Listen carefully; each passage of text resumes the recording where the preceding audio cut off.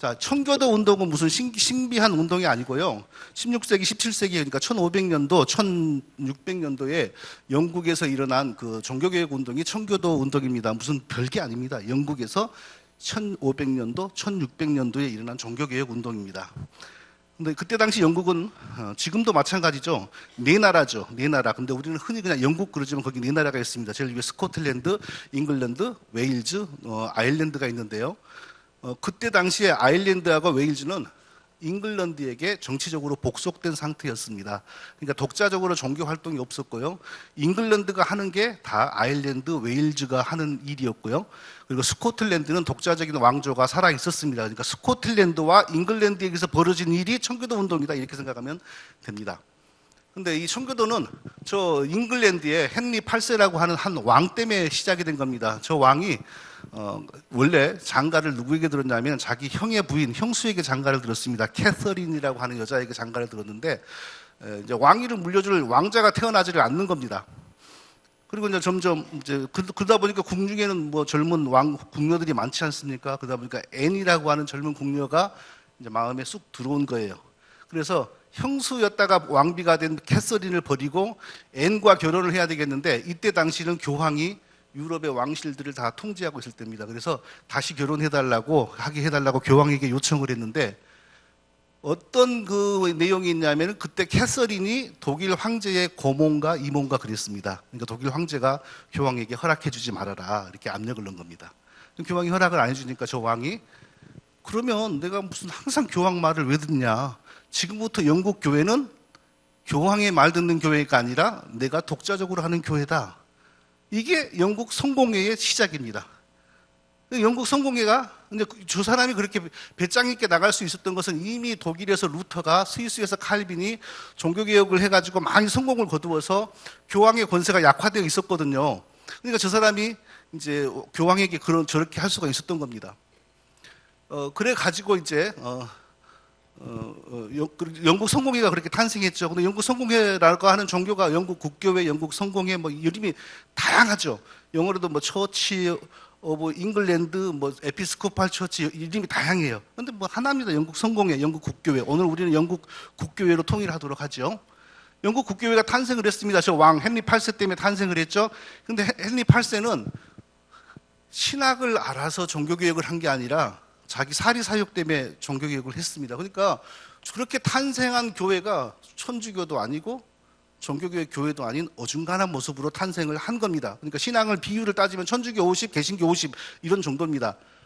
바로 저 천주교 요소 50, 개신교 요소 50되는 영국 국교회를 향하여 칼빈과 루터에게 배운 사람들이 하려면 제대로 합시다. 하려면 제대로 하지 이게 뭡니까?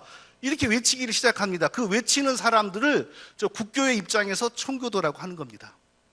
청교도 이제 아시겠죠? 누가 청교도인지. 저 왕이 죽고 저 왕의 아들이 그 다음에 이제 왕위를 물려받았죠. 근데 저 왕의 아들 에드워드 6세는 바로 앤이라고 하는 사람이 낳은 아들입니다. 그러니까 개신교에서 자란 사람이죠. 그래서 개신교 쪽으로 영국 국교회가 많이 기울어졌습니다. 근데 6년밖에 못 살고 죽었습니다. 그래서 또 다른 사촌 여동생이 왕이 되었는데 바로 첫 번째 부인 캐서린의 딸이 왕이 되었습니다. 그러니까 첫 번째 부인의 입장에서는 이 개신교가 아주 싫지요. 자기 버리고 개신교를 해버렸으니까. 그러니까 저 왕의 저 여왕이 캐서린의 딸은 그냥 개혁한 청교도가 뭐건 간에 개혁하자고 하는 사람은 닥치는 대로 죽였습니다. 수백 명을 죽였어요. 그러니까 많은 개혁자들이 독일로 루터에게 스위스 칼빈에게 도망을 가서 거기서 성경을 공부합니다. 이게 나중에 청교도 운동을 더 뜨겁게 만듭니다. 왜냐하면 루터와 칼빈에게서 더 잘 배워버리니까. 그리고 저 왕도 오래 못 살고 이제 오늘날 우리가 잉글랜드 엘리자베스 여왕이 이렇게 딱 고정돼 있지 않습니까? 최초의 엘리자베스 여왕이 등장을 합니다. 그래서 루터와 칼빈에게 도망가서 공부하고 있는 개혁자들이 전부 꿈을 안고 우리 영국에서도 스위스처럼 종교개혁을 할 수 있겠지 하고 꿈을 안고 막 들어왔습니다. 그런데 여기서 또 탈이 납니다. 정치인은 주된 관심이 권력이지 종교개혁이 아닙니다. 여왕이 안 들어줍니다. 거기서 갈등이 벌어집니다. 그래서 청교도 사상이 더 독특하게 발전하기를 시작합니다. 엘리자베스 여왕이 조금 전에 설명했고요. 엘리자베스 여왕이 죽으니까 이제 아들이 없이 죽으니까 스코틀랜드의 왕자였던 제임스 6세를 데리고 와서 잉글랜드의 왕으로 삼는데 재미있는 것은 저 스코틀랜드의 제임스 6세는 또 그 어머니도 여왕이었는데 메리요 똑같은 이름의 메리였습니다. 근데 그 메리는 누가 죽이냐면 엘리자베스 여왕이 죽입니다. 근데 그 어머니를 죽이고 훗날 그 아들을 데리고 와서 왕으로 삼아요. 그러니까 재밌는 우리로서는 상상하기가 어려운 그런 얘기죠. 근데 두 왕실은 아마 친척인 것으로 제가 짐작을 하고 있습니다. 저 제임스 1세 왕 때 미국의 최초로 대서양을 건너가는 배가 신대륙에서 최초로 정착했고 오늘날 뭐 아까 목사님 설교 시간에도 언급한 정동수 그 킹 제임스 버전 온리 그때 킹 제임스 버전이 번역이 되었고 저 제임스가 바로 저 왕의 이름이죠. 저 왕이 스코틀랜드에서 성장을 했습니다. 그 스코틀랜드는 일찌감치 칼빈의 종교개혁 사상이 뿌리를 내려가지고 장로교가 오늘 우리의 진짜 조상이 되는 장로교가 발달을 잘했습니다. 그래서 또 개혁자들이 꿈을 안고 장로교에서 성장한 사람이 왕이 되었으니까 이번에는 말을 들어주겠지 하고 또 1000명이 모여가지고 상소문을 올렸는데 유명한 사건입니다. 상소문을 올리니까 왕이 처음에는 좀 들어주다가 피로를 느끼죠. 왜 자꾸 하자는 대로 해주면 나라가 흔들리면 자기가 권력이 약해지니까. 그래가지고 감독, 저기서 말하는 감독은 영국 성공의 국교회의 감독입니다. 감독이 없으면 왕도 없다. 나하고 국교회의 감독은 같은 배를 탔다 이래버리는 거고, 그리고 국교회의 방침을 따르지 않을 거면 다 나가라 이래버리는 겁니다. 그러니까 청교도들은 이제 완전히 샥을 느끼는 거죠. 도저히 이 정부하고는 같이 못 간다. 그래서 더욱더 청교도는 자기들의 독특한 길을 가기를 시작합니다.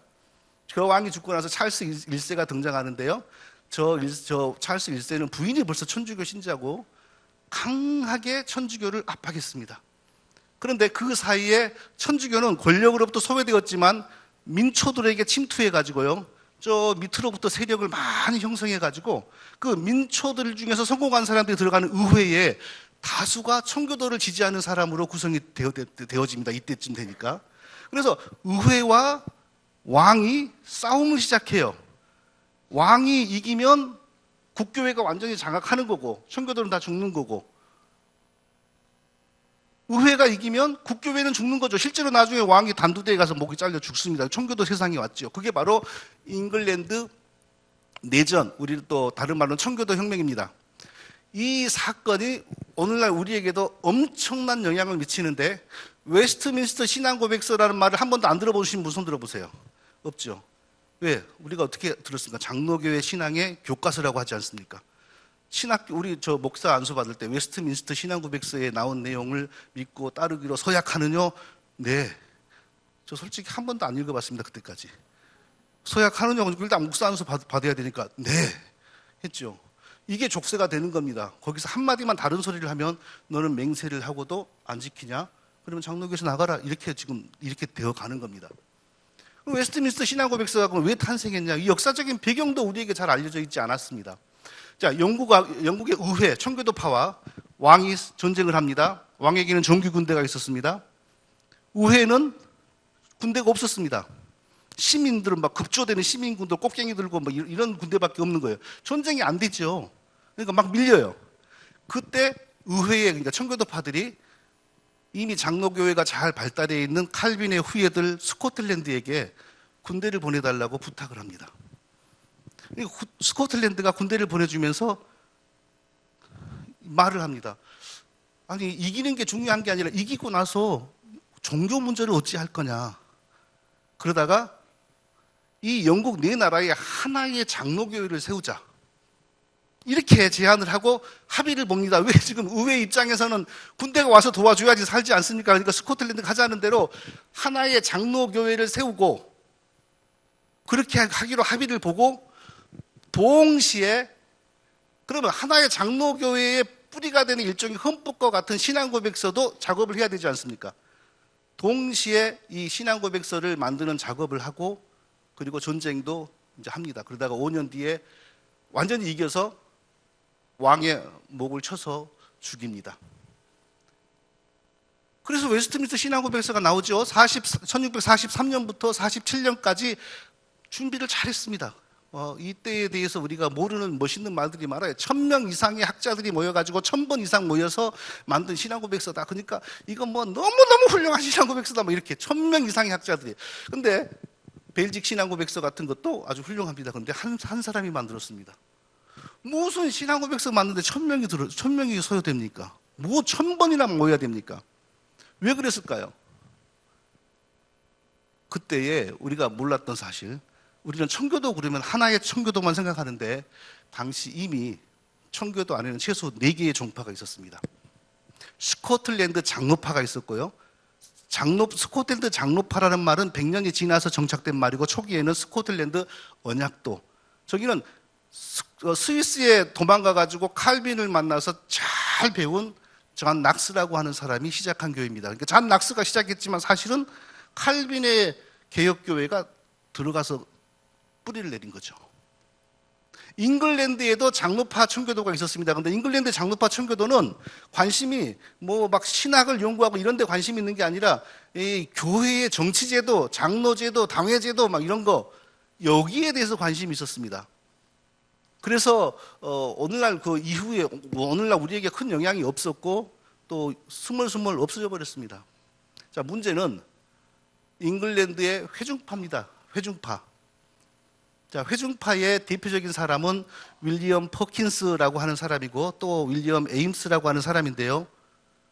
이 사람들은 한 번도 칼빈을 만난 적이 없습니다. 자, 이게 굉장히 중요한 사실입니다. 종교개혁 그러면 누굽니까? 루터가 먼저 시작했지만 완성한 사람은 칼빈이거든요. 종교개혁 신앙의 모든 것은 칼빈에게서 나왔다라고 말을 할 수 있습니다. 그런데 칼빈을 한 번도 만난 적이 없습니다. 칼빈의 제자 베자라고 하는 사람을 만난 적이 있는데, 베자는 많은 신학자들이 칼빈의 신학을 잘 배운 사람이 아니다라고 평가합니다. 그러니까 벌써 출발부터 잉글랜드에 여기 독립회중파라고 썼지만 사실은 회중파 안에 독립회중파가 있고 분리회중파가 있습니다. 독립회중파는 뭐냐면은 영국 국교회도 교회니까 여기 남아가지고 계속 바른 걸 하자 하는 사람이고, 분리회중파는 영국 국교회는 이거 마귀가 만든 거니까 아예 여기 버리고 나가자. 그래서 그 사람들은 새로운 교회를 만들면서 처음에 순교를 많이 했고요. 바로 그 분리회중파들이 최초로 네덜란드로 도망을 갔다가 네덜란드에서 영국에 잠시 들려가지고 메이플라워를 타고 대서양을 가서 미국에 정착한 사람들입니다. 그러니까 여기 이 종파가 잉글랜드에서는, 잉글랜드가 제일 막강하거든요. 세력이 제일 강한 종파입니다.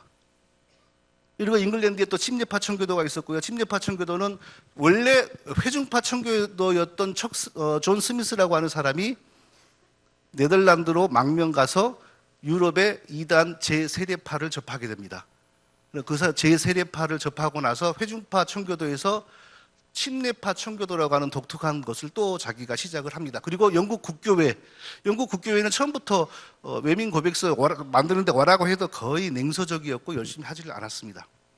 자, 이런 종파들이 있기 때문에 하나의 장로교회를 세우자라고 하는 게 어려운 일이죠. 다 내용이 다른데 속에. 그렇기 때문에 5년 동안 열심히 각 종파의 수백 명 사람의 그 신학자들이 모여가지고 연구를 했던 겁니다. 그래서 웨스트민스터 신앙고백서가 나왔습니다.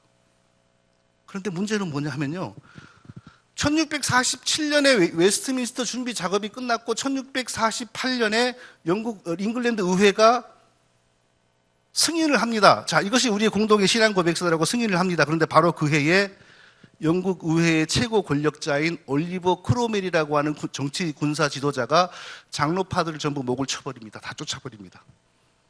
그러니까 같이 힘을 합하자고 했는데 적을 물리치고 난 다음에 뜻이 다르니까 장로파들 다 쫓아내버려요. 그러니까 함께 하나의 장로교회를 세우자라고 합의 보고 만든 웨스트민스터 신앙고백서가 의미가 있나요? 없나요? 대답해 보세요. 의미가 있나요? 없나요? 없어요. 없어요. 여기에 바로 문제가 있는 거예요. 회중파, 침례파 다 모여가지고 만드는 연합된 신앙고백서가 뿔뿔이 갈라져 버리고, 회중파는 나중에 사보이 신앙고백이라고 자기들만의 신앙고백 따로 만들고, 나중에 침례파는 침례 신앙선언이라고 하는 거 자기 것만 따로 만들고, 그러면 저거 만들 때 함께 만들었기 때문에 거기에 회중파 요소, 침례파 요소들이 다 있을 거 아닙니까? 그럼 찢어졌으면은 그 사람들이 나갔으니까 그 사람들의 요소를 또 내보내야 되는데 지금까지 한 번도 그런 작업을 한 적이 없습니다. 이 잘못된, 특히 구원내에 관하여 회중파 사상의 외민에 그대로 들어있습니다. 그러니까 우리가 신학교 들어가면 그걸 진리로 배우는 거예요. 그걸 그대로 따르면 행위구원론으로 가는 겁니다. 은혜의 구원이 아니라. 그러니까 혼란이 오는 거예요. 종교개혁 이신층이 그렇게 배우고 막 은혜 구원 이러는데 외민에 충실하면 행위 구원으로 갈 수밖에 없어요.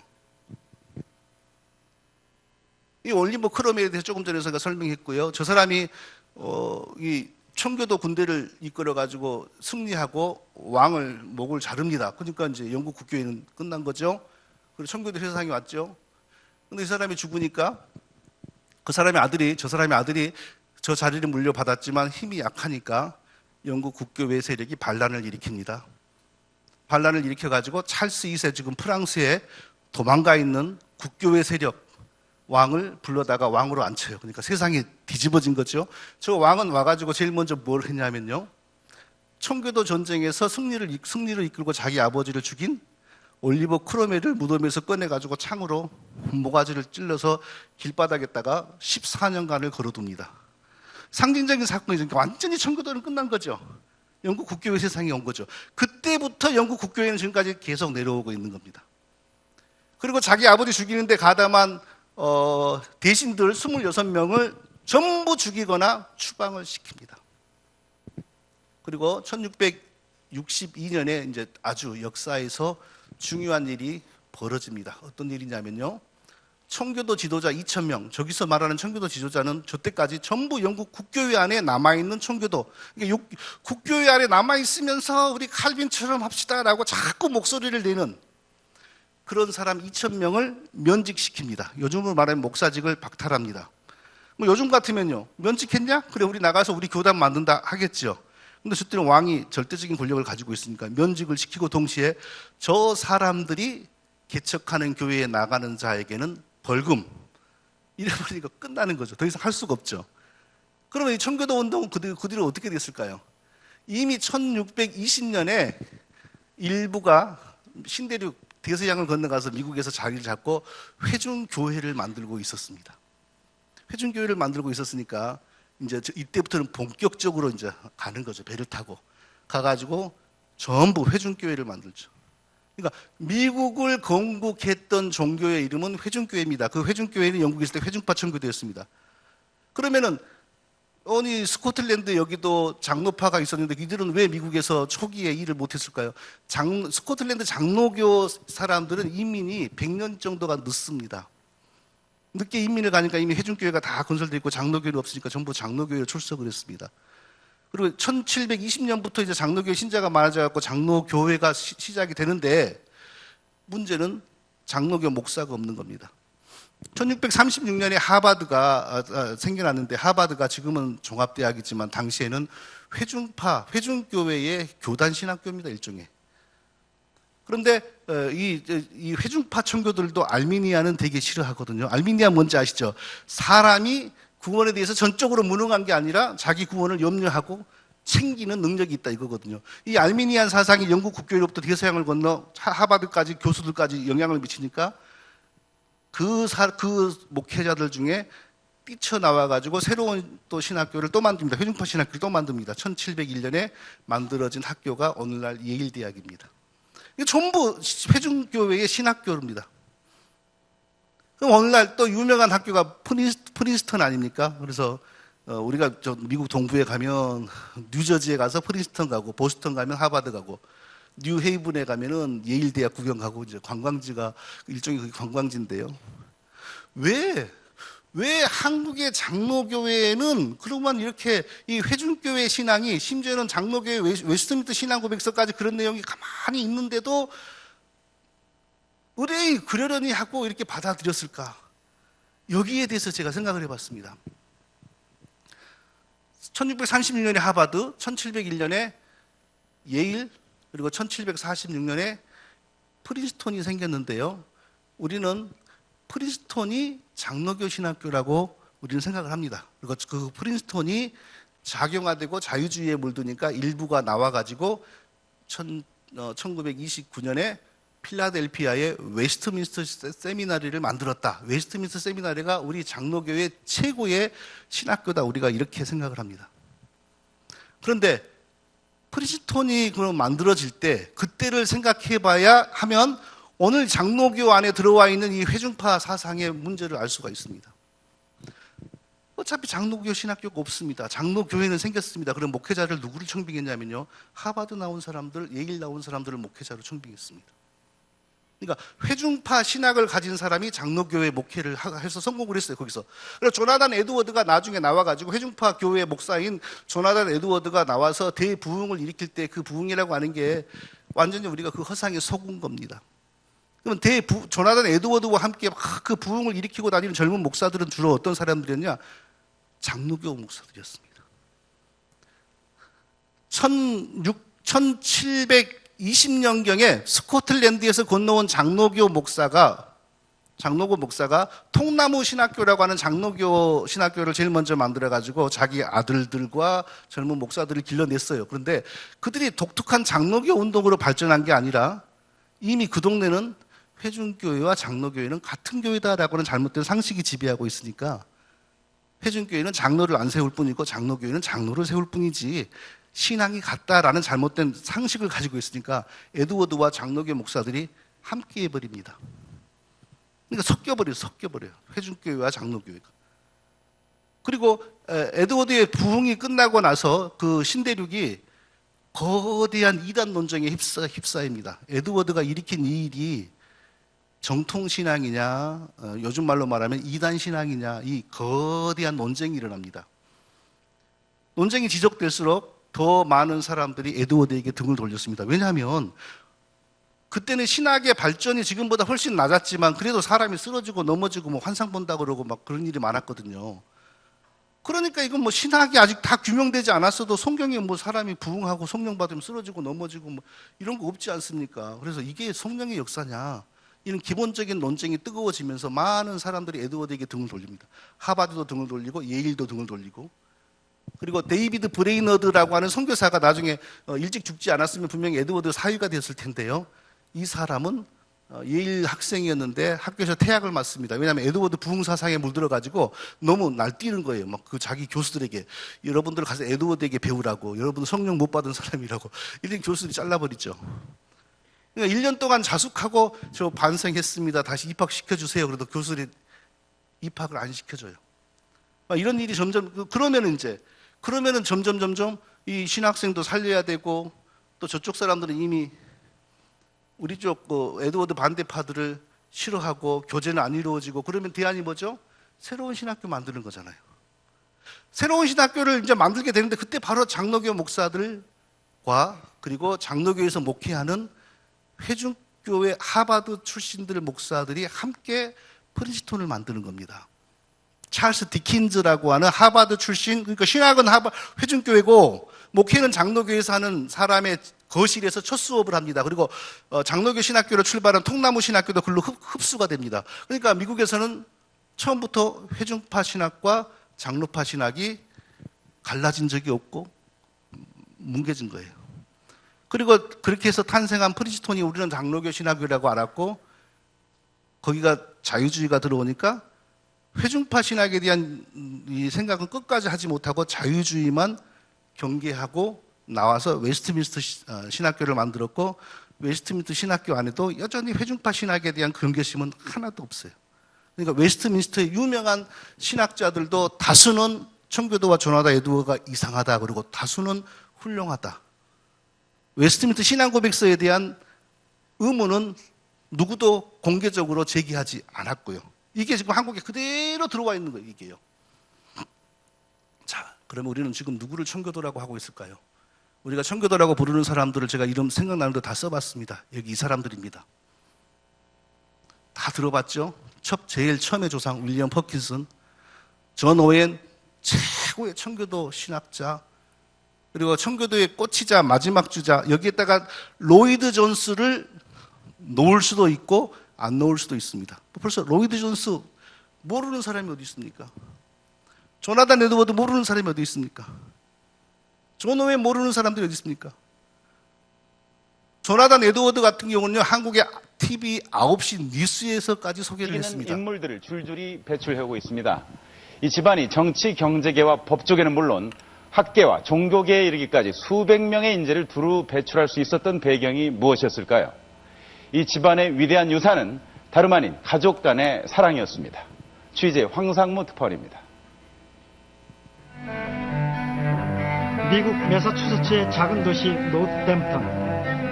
도심 한가운데 고색 청년한 교회가 서 있습니다. 교회 앞에는 252년 전 이곳에서 목회를 했던 한 목사의 이름이 있고 교회 안에도 그의 부조가 걸려있을 정도입니다. 조나단 에드워스. 그는 초기 미국 교회에서 가장 우뚝 솟은 인물. 자, KBS 뉴스가 뭐 신학을 다루는 곳은 아니니까 신학 얘기는 안 하는데 미국의 정신과 문화에서 빠뜨릴 수 없는 훌륭한 한 사람을 저렇게 소개를 하는 겁니다. 그러니까 KBS에서까지 다룰 정도면 저 에드워드가 얼마나 훌륭한 사람이겠습니까? 믿는 사람이건 믿지 않는 사람이건 에드워드 욕하는 사람은 거의 없습니다. 이 정도로 청교도의 신앙은 극도로 미화되었고 세상이나 교회나 거의 그 누구도 이들이 믿는 신앙이 성경의 하나님을 바르게 믿는가에 대한 고민은 해본 적이 없습니다. 그런데 아무도 이런 얘기를 하는 것을 못 봤습니다. 이 청교도들, 유명한 청교도들이 4개의 청교도 종파가 있었는데 당시에 여러 종파에 산재한 것이 아니라 오직 하나의 종파에만 전부 몰려 있었다는 거. 오직 그 출신들만 우리는 청교도라고 지금 부르고 있다는 거. 잉글랜드 회중파입니다. 잉글랜드 회중파의 인물들만 오늘날 우리가 청교도 하고 있습니다. 뭐 부분적으로 장로교하고 연루된 사람도 한두 명이 어떤 주제에서는 있지만 너무 약하죠. 그것죠. 주류는 다 오직 하나의 종파, 잉글랜드 회중파입니다.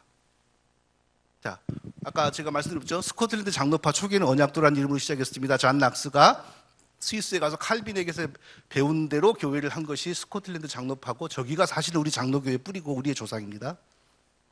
잉글랜드 장로파 토마스 카트라이더 하는 사람이 칼빈이 살았을 때 칼빈 만나고 칼빈 죽고 난 후에는 베자를 만나고 근데 저기는 신학보다는 교회 정치 제도에 관심을 두었고요.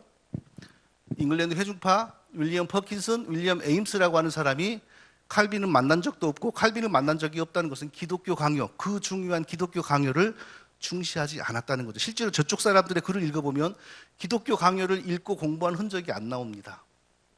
그러니까 여기는 저 회중파는 엄밀히 말하면 대륙의 칼빈이나 루터에게서 이렇게 흘러들어온 사상이라기보다 영국에서 스스로 탄생한 자생적인 집단이라고 봐야 됩니다. 영국에서 쫓겨나니까 저들이 미국 가가지고 미국의 좀 과한 말로 건국 종교가 된 거죠. 그리고 미국이라는 나라는 세계 최강대국이고 선진국이니까 미국이 시작되는데 관련된 종교를 누가 폄하할 수 있나요? 잉글랜드 심리파, 아까 우리 살펴봤습니다. 그러면 저희 4개의 청교도가 집단이 있었는데 왜 그중에 잉글랜드 회중파만 독특한 그리고 교묘한 그리고 아주 지능적으로 성경을 파괴하는 신학을 발전시켰나? 우리가 이것을 오늘 파악하는 게 오늘 공부의 절반 정도로 중요한 부분입니다. 왜? 이들은 도대체 왜?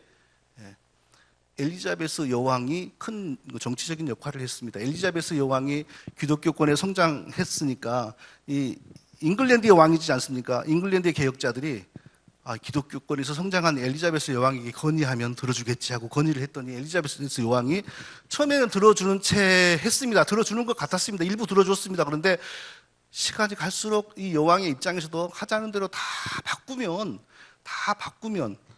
권력은 보수 성향이 있어야만 유지가 되는데 자꾸 바꾸면 권력이 흔들리죠. 그래서 한계가 오는 겁니다. 그리고 몇백 명 쫓아버리고 내쫓아버리고 이렇게 됩니다. 그래서 그때부터 잉글랜드의 이 회중파 청교도는 이대로 가면 다 망한다. 뭔가 새로운 전략을 짜야 된다. 그래서 그들이 그때부터 추구한 게 뭐냐면은 왕에게 도움을 기대하지도 말고 동시에 왕의 관심도 받지 말고 또 동시에 왕의 방해도 받지 않는 방법으로 종교개혁을 이루어야 된다. 그거 뭐냐? 위에서 제도를 바꾸는 게 아니라 한 사람 한 사람에게 사상을 심어서 이 한 사람 한 사람이 자기의 구원에 대해서 두려워하고 떨고 부지런을 내게 만들어야지. 그러면은 왕이 그건 터치할 필요도 없는 거고 자기 한 사람 한 사람이 자기가 구원받겠다고 열심을 내면 왕으로서는 터치할 명분이 없지 않습니까? 뭐 공산주의도 아니고. 그래서 왕의 도움받지 않고 백성들이 밑에서부터 스스로 종교를 개혁하는 방법을 연구하기를 시작합니다. 바로 그때 나온 게, 그 열매로 나온 게 11조 운동, 안식, 주일성수, 청교도 주일성수. 청교도는 주일성수라는 말도 안 했습니다. 안식일이라 그랬습니다. 그래가지고 조나단 에드워드 책을 보면 토요일 밤 12시부터 안식일이 구약식입니다. 안식일이 시작돼요. 그리고 철저히 구약식으로 주의를 지킵니다. 그리고 그때부터 정치적인 거 관여하지 않고요. 설교집을 만들고 출판에 힘쓰고. 그럼 뭐 왕이 신경 쓸 필요가 없잖아요. 뭐 정치를 바꾸자 이런 얘기도 안 하고 설교를 쓰고 신학책을 조설해가지고 사람들 읽으라고 돌리고. 그러니까 정치권에서는 무관심하죠. 그런데 그런 식으로 몇십 년이 지나니까 거기에 물든 사람들이 나중에 의회를 장악하게 되잖아요. 제가 정치적인 성향으로 말하는 게 아닙니다. 뭐 좌우 성향에서 말하는 게 아닙니다. 오늘날 그런 말을 보수 쪽에서 하지 않습니까? 전교조가 중고등학교 수업 시간에 자꾸 이런 말을 하니까 그렇게 자란 세대가 어떻게 됐다 뭐 그런 말을 하지 않습니까? 난 그 말이 옳다 그르다는 말을 하는 게 아니라 그런 전략을 청교도 잉글랜드 회중파 청교도들이 썼다는 거죠. 그래서 백성들 한 사람 한 사람이 자기의 신앙을 스스로 돌보고 스스로 열심을 내게 만드는 전략으로 회귀를 한 거예요. 그 전까지는 왕을 움직이고 권력을 움직여가지고 교회를 바꾸려고 했고요. 그 일을 첫 번째로 한 사람이 회중파 청교도의 아버지라고 불리우는 윌리엄 퍼킨스라고 하는 사람입니다. 저 사람은 아주 중요한 사람입니다. 청교도의 아버지. 그냥 우리가 흔히 청교도의 아버지, 근데 사실은 회중파 청교도의 아버지입니다. 그럼 저 사람에게 무슨 신학적인 아이디어가 있어야만 그런 일을 하지 않습니까? 이 사람은 어디서부터 출발했냐면 칼빈의 신학으로는 안 된다. 칼빈 하나님의 은혜, 하나님의 예정, 하나님의 주권, 이게 지극히 옳지 않습니까? 지극히 옳은 거잖아요. 그런데 하나님의 은혜, 하나님의 예정, 하나님의 주권만 강조하면 성도들은 어떻게 된다? 일반적으로 뭐라고 비판을 하죠? 감 떨어지듯이 그냥 누워가지고 입만 벌리고 있으면 구원이 오는 것처럼 성도들을 스포일시킨다. 그거 칼빈을 비판하는 사람들이 그렇게 하지 않습니까? 사실은 칼빈이 가르치는 걸 제대로 하면 절대 그렇게 안 됩니다. 근데 일반적으로 칼빈을 싫어하는 사람들은 칼빈이 가르치는 대로 하면은 성도들은 수동적으로 변해가지고 구원에 대해서도 하나님이 주신 거 입만 벌리고 감 떨어지듯이 받기만 하려고 하니까 교인들이 훈련이 안 된다. 이런 비판을 많이 해요. 사실은 칼빈의 가르침을 제대로 실행하면 절대 그렇게 안 됩니다. 근데 이 사람은 이때 이런 생각을 한 거예요. 칼빈이 하는 대로 하나님의 은혜, 하나님의 예정, 하나님의 주권만 강조하면 영국의 국민들이 지금 벌써 이 증상이 나타나지 않느냐. 교회만 1000명, 10,000명 교회 다니면 뭐하냐. 그중에 구원받은 사람 하나도 없고 삶이 변화된 사람 한 명도 없다. 어떻게 해야 되냐. 칼빈의 신앙을, 칼빈의 가르침을 수정해야 된다. 구원은 하나님이 은혜로 주시는 건 맞다. 구원은 하나님만이 주신다. 그 구원을 받기 위해서는 인간이 이루어내야 될 조건이 있고 역할이 있고 준비가 필요하다. 이게 뭐죠? 행위구원 사상이잖아요. 네? 하나님이, 구원은 오직 하나님의 은혜로 하나님만이 우리에게 주신다. 그런데 하나님이 주시는 구원을 받기 위해서 사람이 해야 될 일이 있다. 이게 행위구원 사상이지 않습니까? 이게 율법구원 사상이지 않습니까? 이렇게 출발을 하는 거예요, 여기가. 그럼 성경적인 구원은 어떻게 봤습니까? 제가 한 말이 맞으면 한번 아멘 해보세요. 하나님께서 창세전에 자기 백성을 택하시고 택하신 자에게 때가 되어 예수 믿지 않고는 견딜 수 없는 은혜를 주시고 그리고 그 은혜를 받은 자가 예수 그리스도를 구주로 고백하니 오직 그 믿음만 보시고 너는 의롭다라고 인정하시고 구원하신다. 할렐루야. 통하네요. 이게 칼빈의 구원이에요, 이게. 그러면 성화, 아니 구원만 받고 사람이 안 변하고 30년 다녀도 하나도 변화가 안 되는 거 그건 뭡니까? 진정한 구원의 은혜는 그리스도의 십자가를 적용하는 성령의 은혜로 우리에게 임합니다. 성령으로 말미암아 거듭난 사람에게는 죄를 물리치고 죄를 이기게 하는 십자가의 능력과 권세가 함께 임합니다. 그러므로 굳이 잔소리를 하지 않아도 진정한 구원의 은혜를 체험하고 성령 받은 사람은 속에서부터 변화가 일어납니다. 죄가 싫어지고요. 죄를 짓더라도 이전처럼 늘 좋은 마음으로만 짓는 게 아니라 부득이 죄를 짓더라도 이러면 안 될 텐데 이게 바로 진정한 구원의 은혜를 입고 성령 받은 사람이 죄 짓는 모습이죠. 근데 이런 마음이 하나도 없이 그냥 죄를 편안하게 짓는다면 그 사람이 뭐 아무리 헌금을 많이 해도 그 사람은 진짜 구원받은 사람이 아닙니다. 그래서 이 사람이요 만들어낸 신학적인 그 종교교육의 모토가 있는데 칼빈과 루터는 이신칭이 이것을 종교교육의 모토로 삼았죠. 그런데 이 사람은 행위 언약, 은혜 언약 이것을 종교교육의 모토로 자기의 종교교육의 모토로 삼은 거예요. 자, 한번 읽어보십시오. 시작.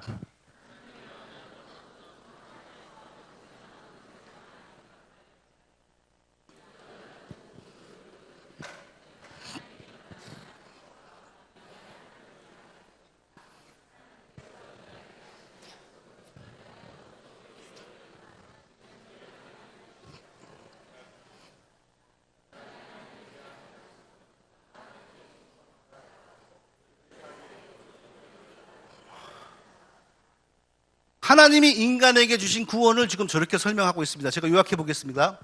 하나님은 아담을 만들 때 처음에 구원받은 사람으로 영생을 가진 사람으로 만드는 적이 없습니다. 저 사람의 이론에 의하면요. 그냥 일반적인 사람을 만들어 놓고 하나님이 아담과 우리 둘이 약속을 하자. 어떤 약속? 영생에 관한 약속을 하자. 내가 너에게 영생을 얻게 만드는 율법을 준다. 율법을 지킬 수 있는 능력도 너에게 준다. 너가 그걸 잘 지키면 너는 영생을 얻고 나의 완전한 백성이 된다. 그러나 못 지키면 내가 그걸 지킬 수 있는 능력을 주었는데도 내가 못 지키면 나는 너를 저주한다. 이 쌍방간의 약속을 하나님이 맺었다는 겁니다. 이것을 바로 행위 언약, 행위를 중심으로 맺어지는 언약. 이게 뭐죠? 은혜로 하나님이 먼저 구원을 주시고 우리를 행복하게 해주시고 하나님 섬기기를 명하시는 성경의 가르침하고는 완전히 다른 거죠.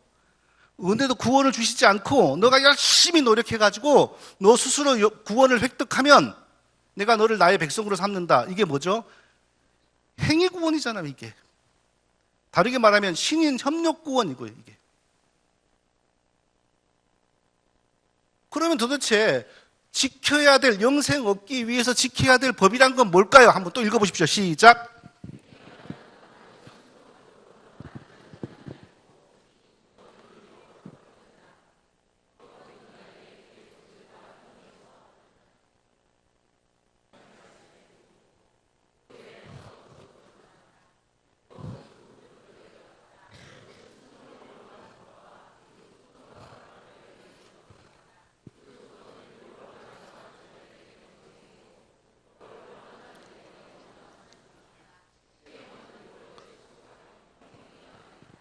자, 율법을 완성하는 자들에게는 영생이고, 그러니까 하나님이 영생을 얻도록 주신 율법을 잘 지키는 사람에게는 하나님이 영생을 주시고, 못 지키는 사람에게 뭐라고? 영원한 죽음을 주신다. 그러면 그 율법의 내용은 뭘까요? 십계명은 율법의 축소판이요 행위 언약이다. 이걸 역추적하면요, 아담은 결국 뭐 안 지켜가지고 영생 못 얻고 저주받았습니까? 이게 계산이 안 되세요? 결국은 뭐예요? 십계명. 물론 그 율법이 정확히 십계명인지 아니면 대충 십계명하고 같은 건지 그건 모르겠으나 결국 이 사람의 주장에 의하면 아담이 영생을 얻지 못하고 저주받은 이유는 십계명이거나 십계명에 있는 내용하고 비슷한 율법들을 안 지켰기 때문에 구원을 받지 못하고 저주받은 겁니다. 맞습니까? 이 사람이 바로 이런 걸 주장한 거예요. 이게 바로 행위 언약 사상이에요. 자, 그런데요, 기가 막힙니다. 이게 웨스트민스터 신앙고백에서 19장 1의 내용입니다. 읽어보십시오. 시작.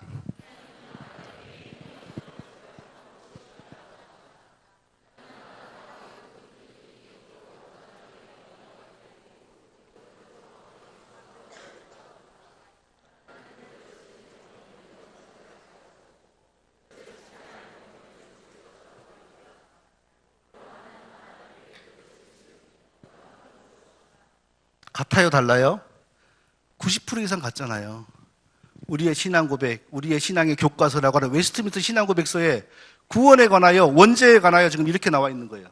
하나님은 아담에게 행위 언약을 맺자고 제의하셨고, 그리고 영생을 얻을 수 있는 율법을 주셨고, 율법을 지키면 영생이요, 지키지 않을 거 죽일 거라고 겁주셨다, 위협하셨다. 그리고 정확하게 아담이 영생을 지킬 수 있는 능력도 주셨다.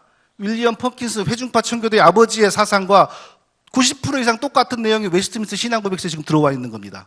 계속 읽어보십시오. 시작.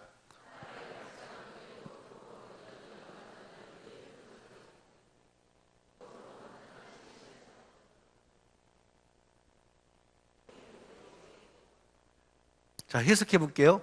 그 법은 완전한 의의 표준으로 작용했고, 그러니까 아담에게 주신 율법은 아담 타락 이후에도 구원을 받느냐 못 받느냐를 판가름하는 완전한 의의 기준으로 작용했고, 이 말은 뭐냐?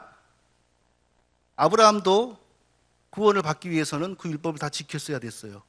그런데 성경에 아브라함이 율법 지키고 구원받았단 말이 있습니까? 없습니다. 아브라함 어떻게 구원받았습니까? 여호와를 믿으니 이를 그의 의로 여겼더라 그러잖아요. 오직 믿음으로. 오직 믿음으로. 근데 그걸 완전히 파기하는 내용이 성경에 우리 웨스트민스터 신앙고백서에 버젓이 들어있어요. 그래서 제가 서철원 박사님, 저는 다 알면서 서철원 박사님의 이름을 빌려가지고 많은 사람들이 좀 생각을 다시 해보라고 서 박사님께 아브라함의 구원과 웨스트민스터 고백, 신앙고백서 저기 내용이 전혀 맞지가 않습니다. 아브라함 율법 지킨 흔적이 없습니다. 근데 웨스트민스터 신앙고백서의 구원론은 왜 저렇게 나왔습니까? 서 박사님이 이제 길게 썼는데 간단히 요약하면 이때 당시 신학자들이 구원의 원리를 몰라서 오늘날 이런 참상이 벌어졌습니다. 참상이라는 단어를 그대로 쓰셨어요. 웨스트민스터 신앙고백서의 저 부분을 그대로 믿으면 우리는 배교자들입니다. 하나님의 은혜를 파괴하는 자들입니다. 그 뒤에 보세요. 그 법은 하나님이 시내 산에서 돌판에 친히 기록하여 십계명의 형태로 우리에게 주어졌다. 그러니까 아담이 영생 얻기 위해서 지켜야 될 율법이라고 하는 것은 결국 똑같은지 아니면 비슷한지는 모르겠으나 십계명에 있는 내용이다. 오늘 우리의 신앙 고백서, 신앙의 표준 문서라고 하는 웨스트민스터 신앙 고백서 안에 거기서 말하는 원죄와 구원론이 회중파 청교도의 원죄와 구원론하고 95% 이상 일치하고 있어요. 이런 일은 도대체 왜 벌어졌을까? 여기에 대해서 개인적으로 좁은 영역에서 의문을 제기하는 사람들은 종종 있었지만 공개적으로 의문을 제기하는 사람은 없었습니다. 왜 그랬을까요?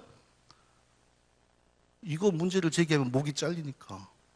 신학교의 교수가 이걸 문제를 제기해봐요. 장로교 신학교 교수가 목이 잘려요. 주변의 교수들이, 미워하는 교수들이 이 핑계를 대고 목을 잘라요. 이거 너 저 사람은 장로교에 있어서는 안 될 사람이라고 그래요. 이 말을 할 수 있나요? 저는 왜요? 교수도 아니고 잃을 것도 없고 교수도 아니고 잃을 것도 없고 그러니까 하는 거죠. 저도 교수라 못할 수도 있겠죠. 그러나 잃을 것도 없고, 교회도 이렇게 크지도 않고 가봐야, 저는 미국 가봐야 교회도 잠깐 하고 빼앗아 갈 것도 없고, 그러니까 저걸 피하는 게 상책이지 저거하고 싸울 필요가 없다 사람들이 이러는 것 같아요. 아멘? 기왕이면 정의철 목사도 좀 고 목사님처럼 번듯하게 이런 목회 좀 하라고 기도를 하셔야지. 뭐 잃을 것도 없고 아멘 그러면 안 되죠. 저는요 지금까지 이 사역을 한 지가 한 10년 됐나요? 저는 예기치 않게 이쪽 사역을 하게 됐는데 늘 마음속에 나도 좀 번듯하게 목회 좀 해봤으면, 좋은 건물도 좀 생기고, 건물이 좀 생겨야지 사람들이 와보는 사람도 있을 거 아니에요. 미국에 오면 미시간에 우리 교회 한번 와보세요. 탁 들어서면 아직까지 주차장이 흙바닥입니다. 벌써 거기서부터 팍 김새죠. 누가 요즘 흙바닥 주차장에 주차하고 그걸 비가 오면요 찐득찐득하고요. 누가 옵니까?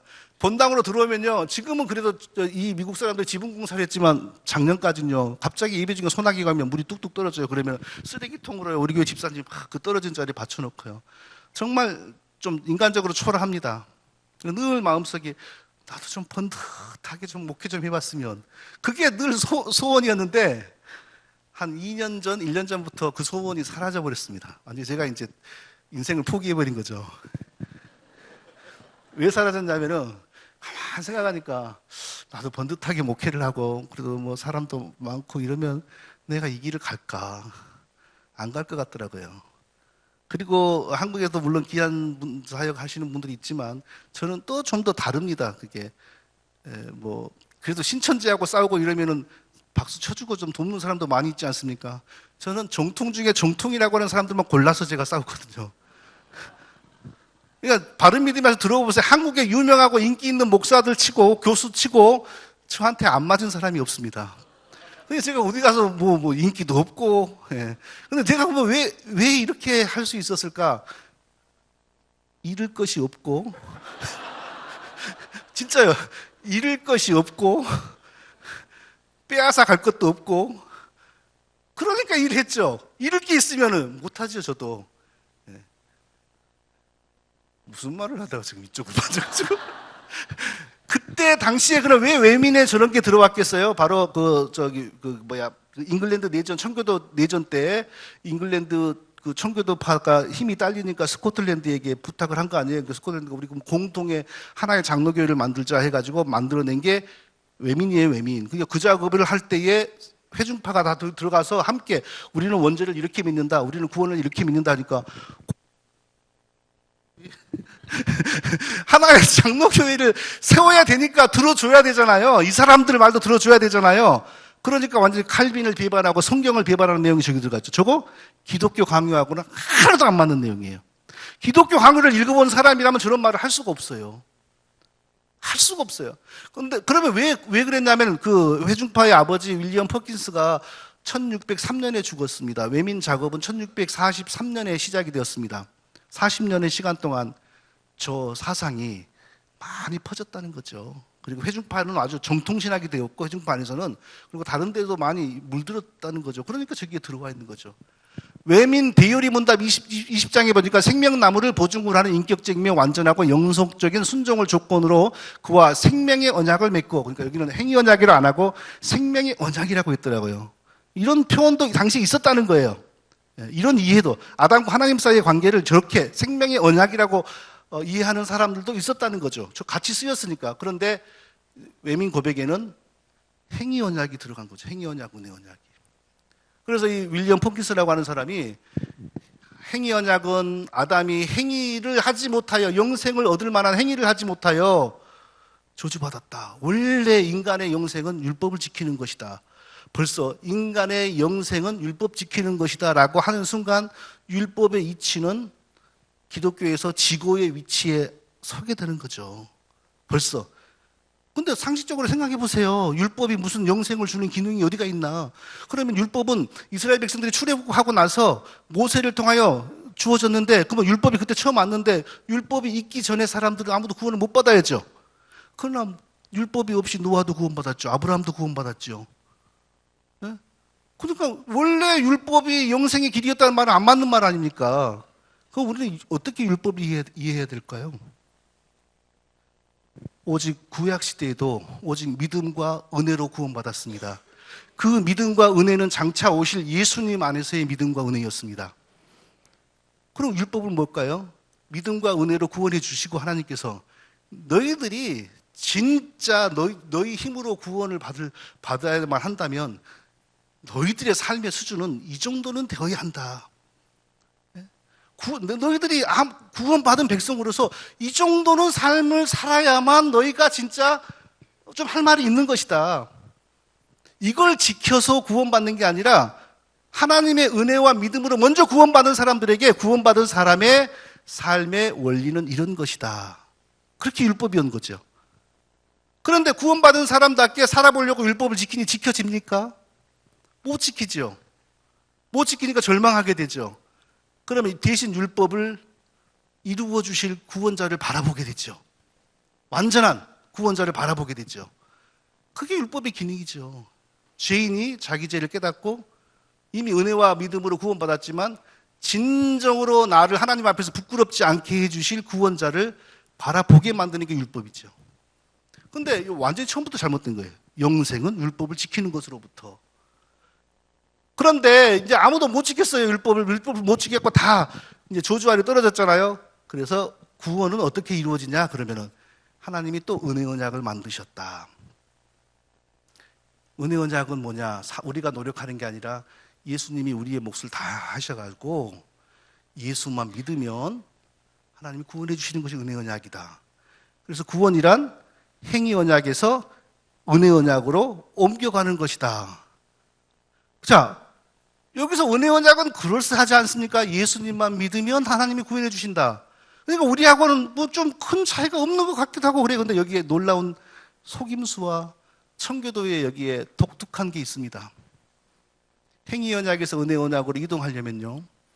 이것을 용어를 어떻게 쓰건 간에 칼빈이라면 어떻게 설명하냐면요.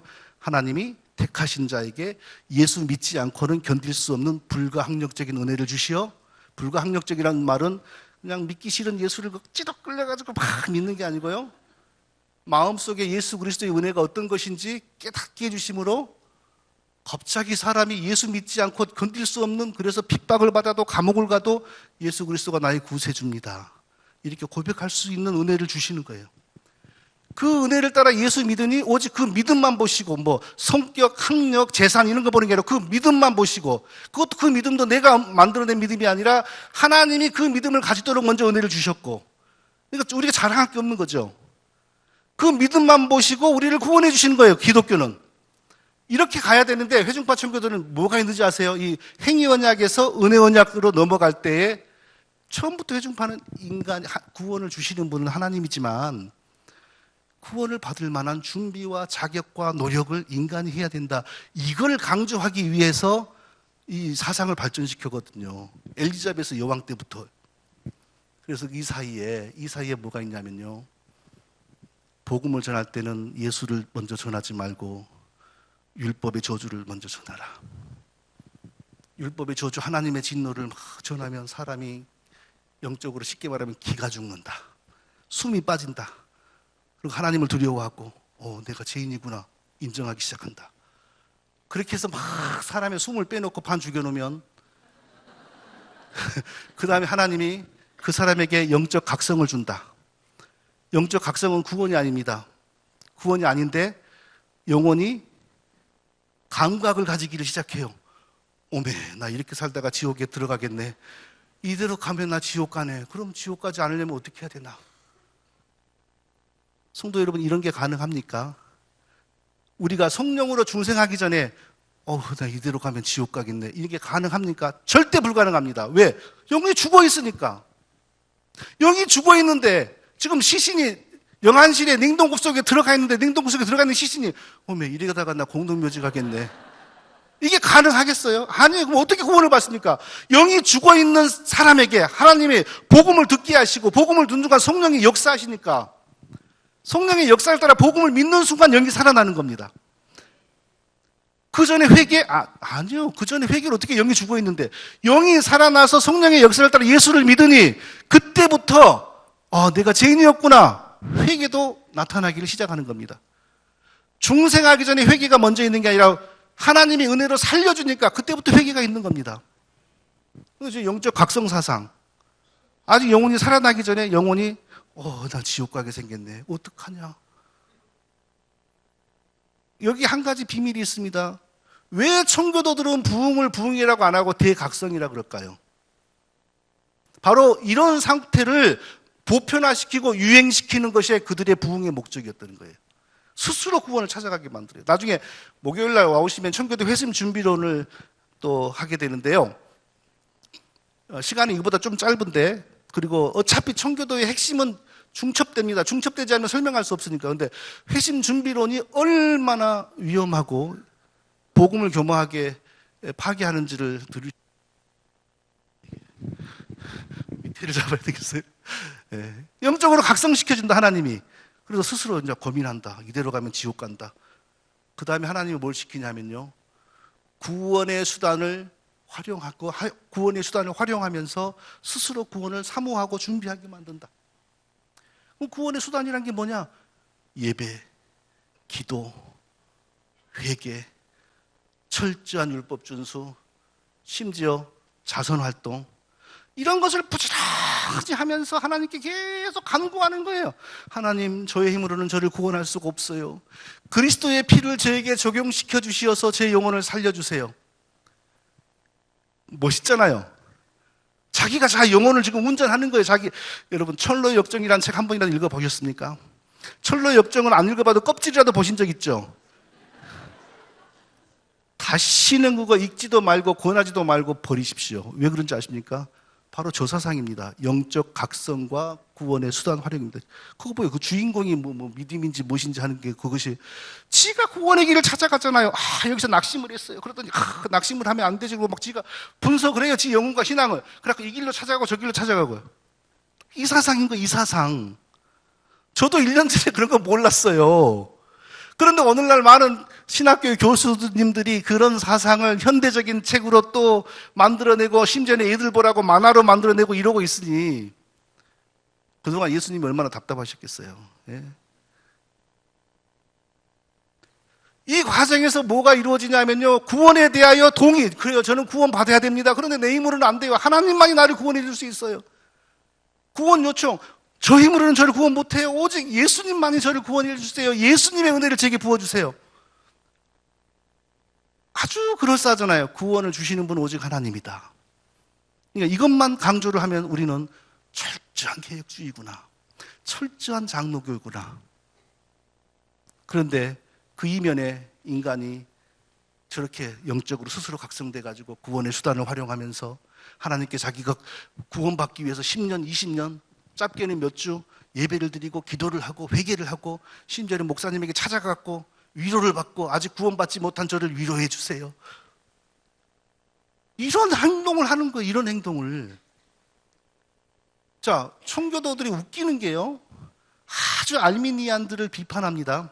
알미니안들을 비판하는 내용이 뭐냐, 사람은 구원받기 전에 완전히 영적으로 죽었고 전적으로 타락했고 오직 하나님의 은혜로만 구원받는다 그럽니다. 그렇게 말을 해요. 그런데 이런 사상을, 이게 알미니안 사상이요, 펠라기안 사상이거든요. 교회사가 이단으로 정죄한, 이걸 가리키면서 이건 또 알미니안이 아니라 그래요. 저기서 그러니까 결국에는 어떤 작업이 이루어지냐, 제가 은혜 언약으로 들어갈 수 있도록 하나님 저를 이끌어 주세요라고 하나님께 동의를 하는 거예요. 은혜 언약으로 저는 들어가기를 원합니다. 계속 구원 요청하는 게 바로 은혜 언약에 대한 요청이죠. 그 다음에 또 어떤 일이 벌어진다고 가르치냐면요, 구원 체험. 그들이 쓰는 말은 성령의 회심 체험. 몇 주, 몇 달, 몇 년, 몇십 년 동안 막 이렇게 영적 각성, 구원의 수단, 회개 막 하다 보면 어느 순간 구원이 임하는 순간에 마음으로 느껴지고 심지어 몸으로도 느껴지는 구원 체험.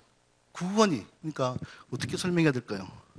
구원이 내가 쑥 들어오는 그 순간에 특별한 체험으로 느껴진다. 아주 그럴싸하지만 결국에는 무슨 짓 하냐면요, 결국엔 쓰러지고 환상 보고 입신하고 그런 게 제일 많아요. 결국은 신사도 집회로 가더라고요.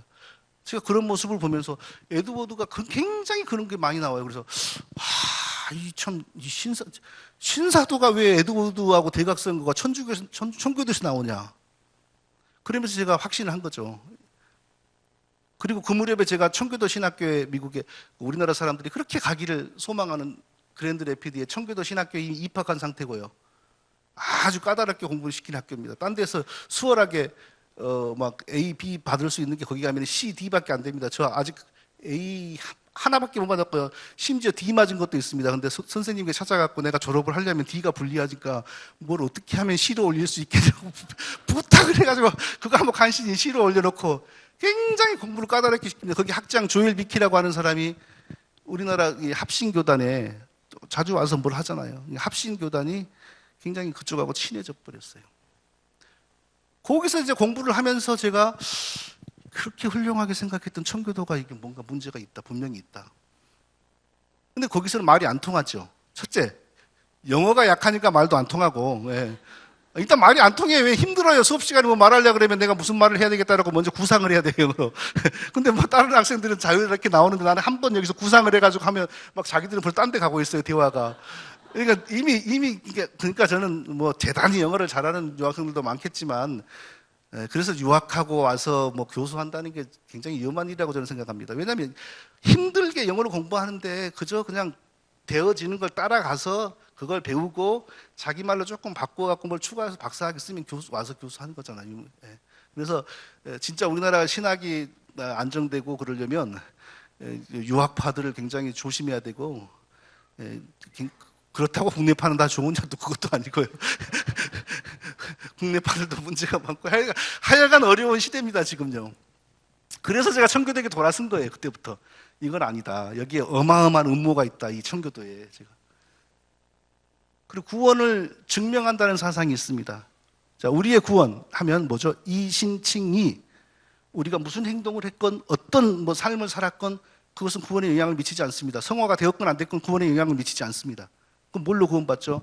하나님의 은혜를 따라 예수 믿으니 하나님이 예수 믿는 것을 보고 십자가에 돌리신 예수의 피가 내게 적용됨으로 내가 의로워진다. 법정적 칭의. 우리는 예수 믿음이 영원한 구원이다 확신하지 않습니까? 할렐루야. 근데 청교도는 그거 없어요. 어떤 청교도의 글을 읽어봐도 이신칭의 영원한 구원의 확신 없어요. 네가 구원 받았냐? 결국 어디로 돌아간지 아세요? 율법으로 돌아가게 만들어요. 원래 인간은 율법을 지켜야 영생을 얻는 존재였는데 인간이 율법 못 지키니까 예수님 대신 율법 지켜주었어요. 그렇다고 해서 인간이 율법으로부터 완전히 면제되는 건 아니다. 너가 구원받았냐? 다시 율법으로 넌 돌아가야 한다. 이게 청교도 사상이에요, 이게요. 그러니까 우리는 그동안 몰랐으니까 청교도 그러면 율법이 강하다. 아, 거기는 근면하다. 거기는 경건하다. 거기는 절제한다. 이런 정도로 알고 있었잖아요.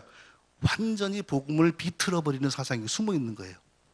이신칭의가 없어요. 종교개혁의 핵심 이신칭의, 법정적인 칭의가 없어요.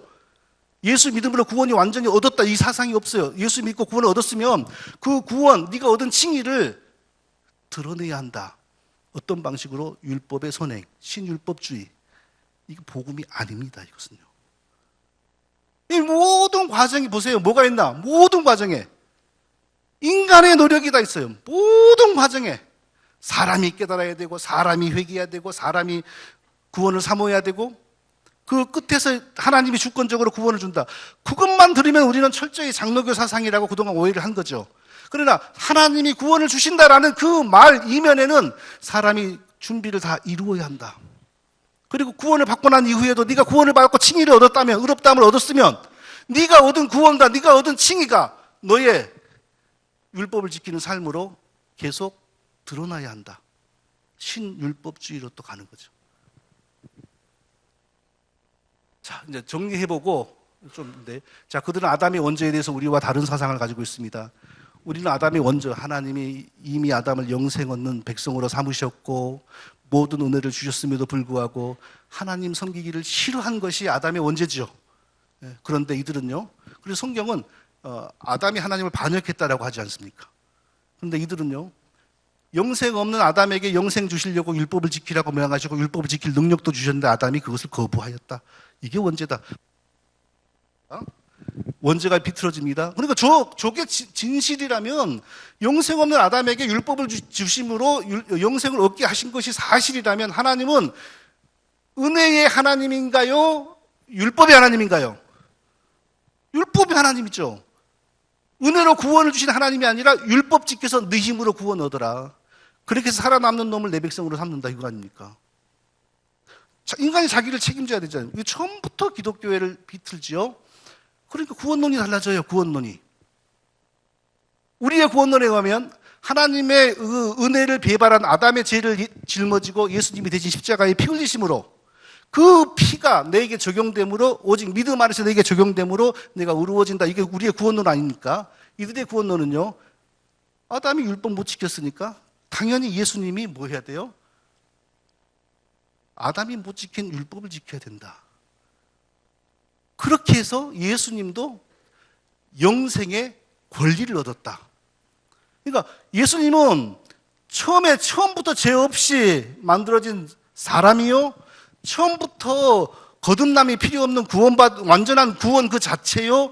처음부터 성화가 필요 없는 완전하고 거룩하시고 의로우신 분인데 이 원죄가 잘못되니까 구원론이 어떻게 달라져요? 예수도 우리와 같은 죄인처럼 율법을 지킴으로 자기와 우리를 위하여 영생을 얻었다. 첫 단추가 잘못 끼워지면 두 번째, 세 번째 계속 잘못 끼워지는 거죠. 이게 바로 청교도입니다. 이게 바로. 그리고 영혼 구원을 어떻게 해요? 우리는 오직 때를 얻거나 못 얻거나 그리스도의 은혜의 복음을 증거하면, 성령이 역사하셔서 그 사람이 그 복음 믿게 하면 그 믿음으로 말미암아 하나님이 구원해 주신다. 그러나 이들은요, 율법의 저주를 선포해라. 율법을 먼저 선포해라.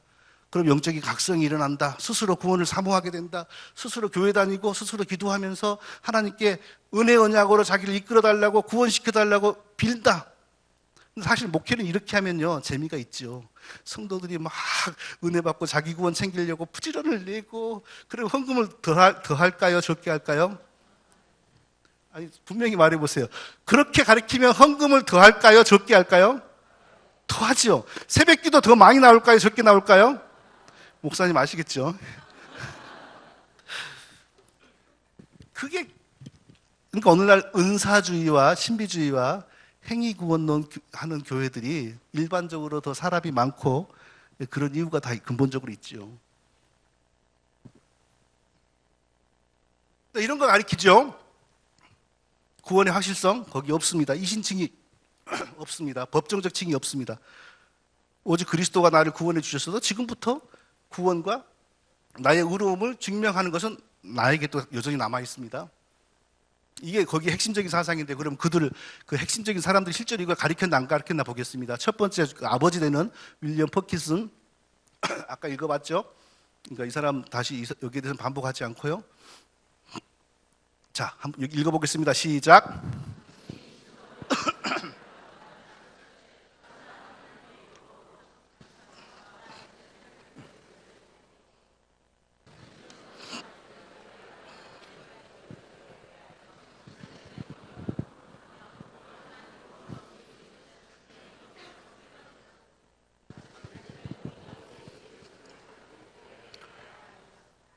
자, 빨간 글씨만 제가 다시 반복해 본다면요. 당신이 영생을 원한다면 율법으로, 그리스도의 복음이 아니라 율법으로, 저기 뭐 핵심 준비론 사상이죠. 율법으로 깨달음으로써 자기를 부인하고 그리스도를 찾아 그에게 가야 한다. 이게 뭐죠?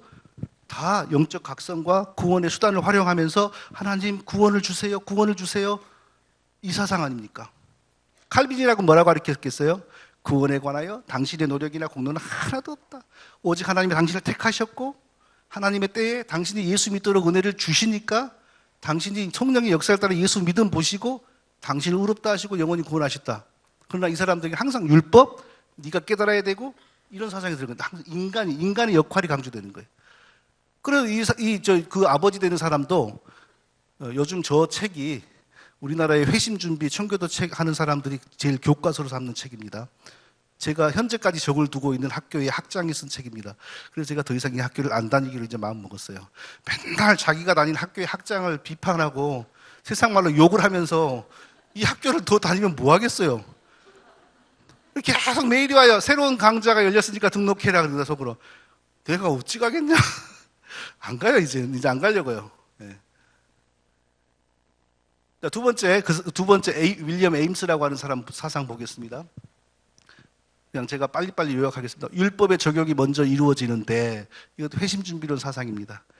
신약의 사도들은 그리스도의 복음을 증거합니다. 어디 가든지 그리스도의 복음을 전합니다. 복음을 전하는 곳에 택한 자가 있으면 성령의 역사하심으로 예수 믿음을 고백하게 합니다. 그럼 그 믿음 보고 구원해 주십니다. 그러나 이들 항상 율법을 전합니다. 율법의 노예로 만듭니다. 겸비가 이루어지게 하기 위해 율법을 전하는 이유는 하나님 앞에서 숨이 빠지게, 나는 죄인인데 이렇게 만들려고요. 이 사람도 그러니까 회심 준비 10단계라고 하는 이론을 개발을 했습니다. 리처드 십스라고 하는 사람도 유명한 사람이죠. 우리 은혜를 구원을 받기 위해서는 우리 쪽으로부터 동의가 있어야 한다. 저게 뭐냐면 영적 각성, 구원의 수단을 활용하면서 하나님, 저를 구원할 수 없어요. 예수님의 피로 저를 구원해 주세요. 저를 은혜 언약으로 들어가게 해 주세요라고 하나님 계속 간구하는 걸 의미해요. 구원은 하나님이 주시지만 구원을 요청하는 책임은 인간에게 있다. 알미니안주의, 펠라기안주의, 천주교 사상입니다. 오늘날의 감리교 사상이고요. 사실은 오늘날 복음주의 교회에서 성경이 사라지게 된, 성경이 무너지게 된 가장 큰 요인은 저는 웨슬리 감리교 사상이라고 봅니다. 웨슬리 철저히 인본적이고 알미니안 사상이 복음주의의 대표적인 하나의 요소 기둥이 돼버리니까 이제는 복음이 급속히 무너져 버린 거죠. 그리고 오늘날 웨슬리 잘못됐단 말을 함부로 할 수 있나요? 제가 함부로 해서 감리교가 2대1을 조직해가지고 저한테 편지를 보내고 조사를 한다 그러고 세계에서 제일 등치가 크지 않습니까? 감리교가. 우리 쪽으로 동의가 있어야 된다. 우리 영혼은 아멘 주여 그렇게 되게 하옵소서. 예, 예수의 피로 저를 구원해 주세요.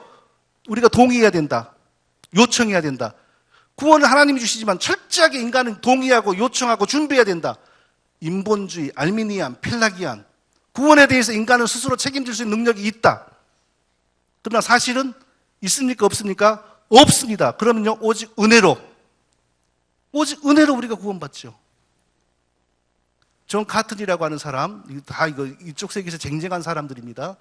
자, 율법의 명령으로부터 해방된 것은 아니라는 것을 말해준다. 사람이 율법 못 지키니까 예수님이 대신 율법 지켜서 우리를 구원해 줬다. 그러나 그렇다고 우리가 율법을 안 지켜도 된다는 건 아니다. 여전히 율법주의를 가리키는 거고요. 우리의 첫 남편이 죽기도 전에, 여기서 말하는 첫 남편은 율법을 말한 겁니다.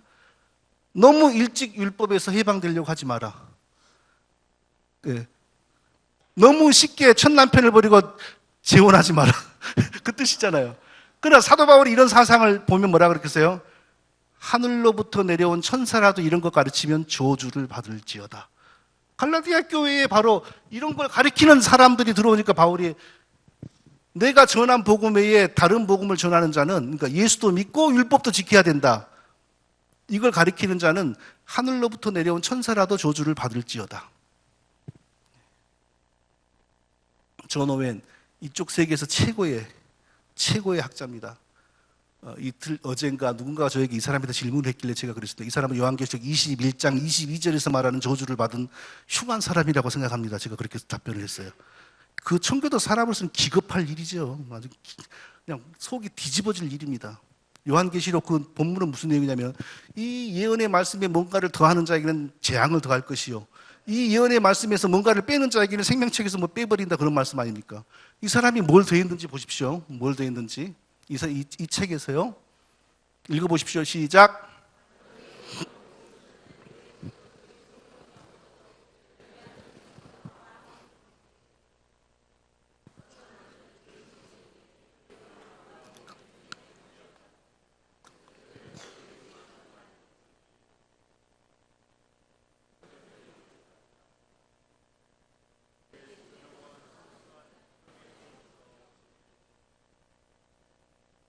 자, 존 오웬은 올바른 사람들을 뭐라고 은근히 비판하냐면요, 예수의 죽음만이 오로지 우리의 칭의, 우리의 구원을 위해서 필요한 것이다 라고 믿고 있다라고 비판을 해요. 그럼 저 말은 뭐예요? 예수의 피 흘림 외에 뭔가가 더 있어야 우리가 의로워진다는 거 아닙니까? 예수의 피, 십자가에서 죽으심만으로는 우리가 의로워지지 못하고 칭의를 얻을 수 없으니까 예수님이 뭔가를 더 하려고 일찍 죽는 게 아니라 30년이나 이 땅에 사셨다, 이걸 주장을 하는 거예요. 그게 무슨 사상일까요? 그게 바로 아담이 율법을 지키지 못하여 저주받았으니 예수님은 단순히 십자가에서만 죽음으로 우리를 구원할 수 없고 아담의 자리에서 율법을 다 지켜야만 했으므로 오래 사셨다, 오래 살면서 다 지켰다. 율법 구원 사상입니다. 저게 바로. 그러나 예수님의 율법 지키는 거에 대해서 저는 뭐 이분의 말이, 이 벌코프라고 하는 유명한 학자의 말이 100% 옳다고 생각하지 않지만 이렇게까지만 해도 인정할 수 있다고 생각합니다. 읽어보십시오. 시작.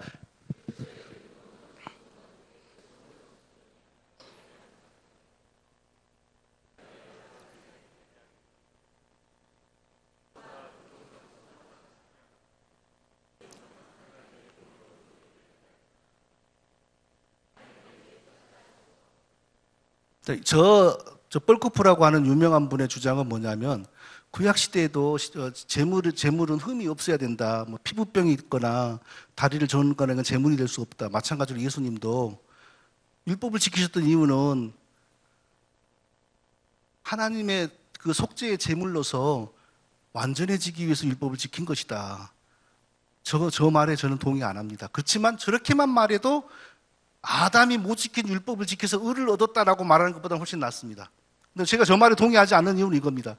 처음부터 예수님은 한 인간으로 조성될 때 처음부터 죄가 개입되지 않았습니다. 죄 없이 한 인간이 되셨습니다. 죄 없이 한 인간이 되신 그 인간에게 성자 예수 그리스도가, 성자 하나님이 자기와 일치시킨 것입니다. 그러니까 죄 없이 지어진 한 인간을 성자 하나님이 자기와 일치시키니까 그 사람은 완전한 하나님이요 완전한 인간인 것입니다. 태중에 있을 때도 완전한 하나님이요, 태중에 이제 막 나온 순간도 완전한 하나님이요 완전한 인간입니다. 그러니까 앞으로 성탄절 되면은 너무 예수님을 귀엽게 생각하고 아이고 까꿍 그러지 마세요. 예.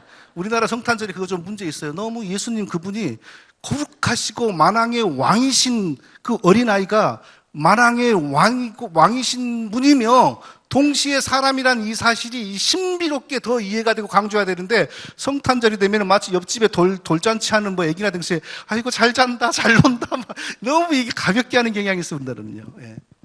그리고 태어날 때부터 이미 구원이 필요 없는 구원 그 자체로 오셨어요. 태어날 때부터 성화가 필요 없는 거룩한 분으로 오셨어요. 그러니까 뭐 율법을 지키고 안 지키고 말 거 없어요. 그냥 그 죄 없으시고 완전히 거룩하시고 완전히 의로우신 그분이 십자가에 우리의 죄의 속죄의 피를 흘려주심으로 우리가 구원받은 거예요. 그러니까 예수님이 율법을 지키지 않았으면 완전한 제물이 될 수 없었다, 이런 말도 사실 옳은 말이 아니에요. 예수님에게는 그거 적용이 안 돼요.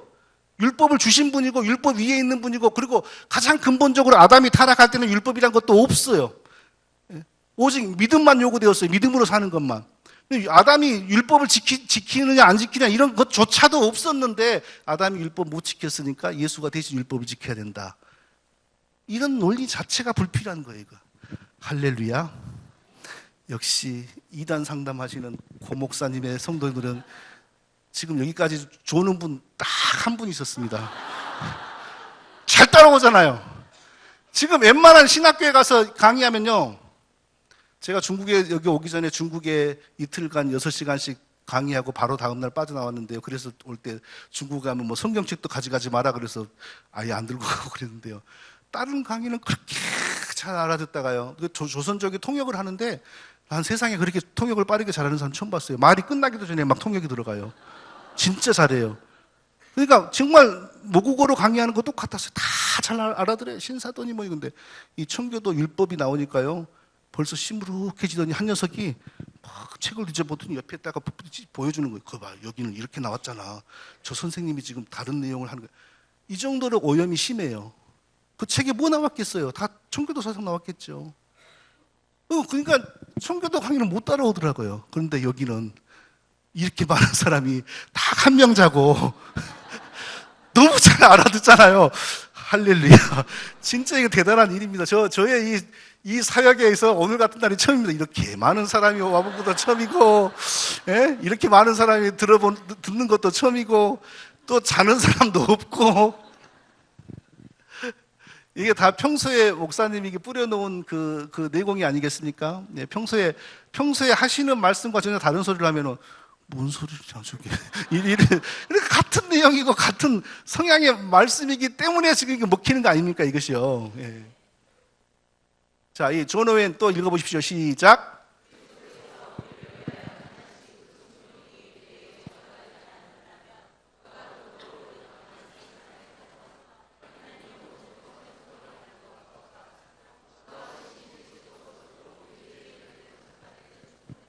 자, 여기 철저하게 예수님의 피만으로는 우리를 구원할 수 없었다는 사상이 저기 들어있는 거예요.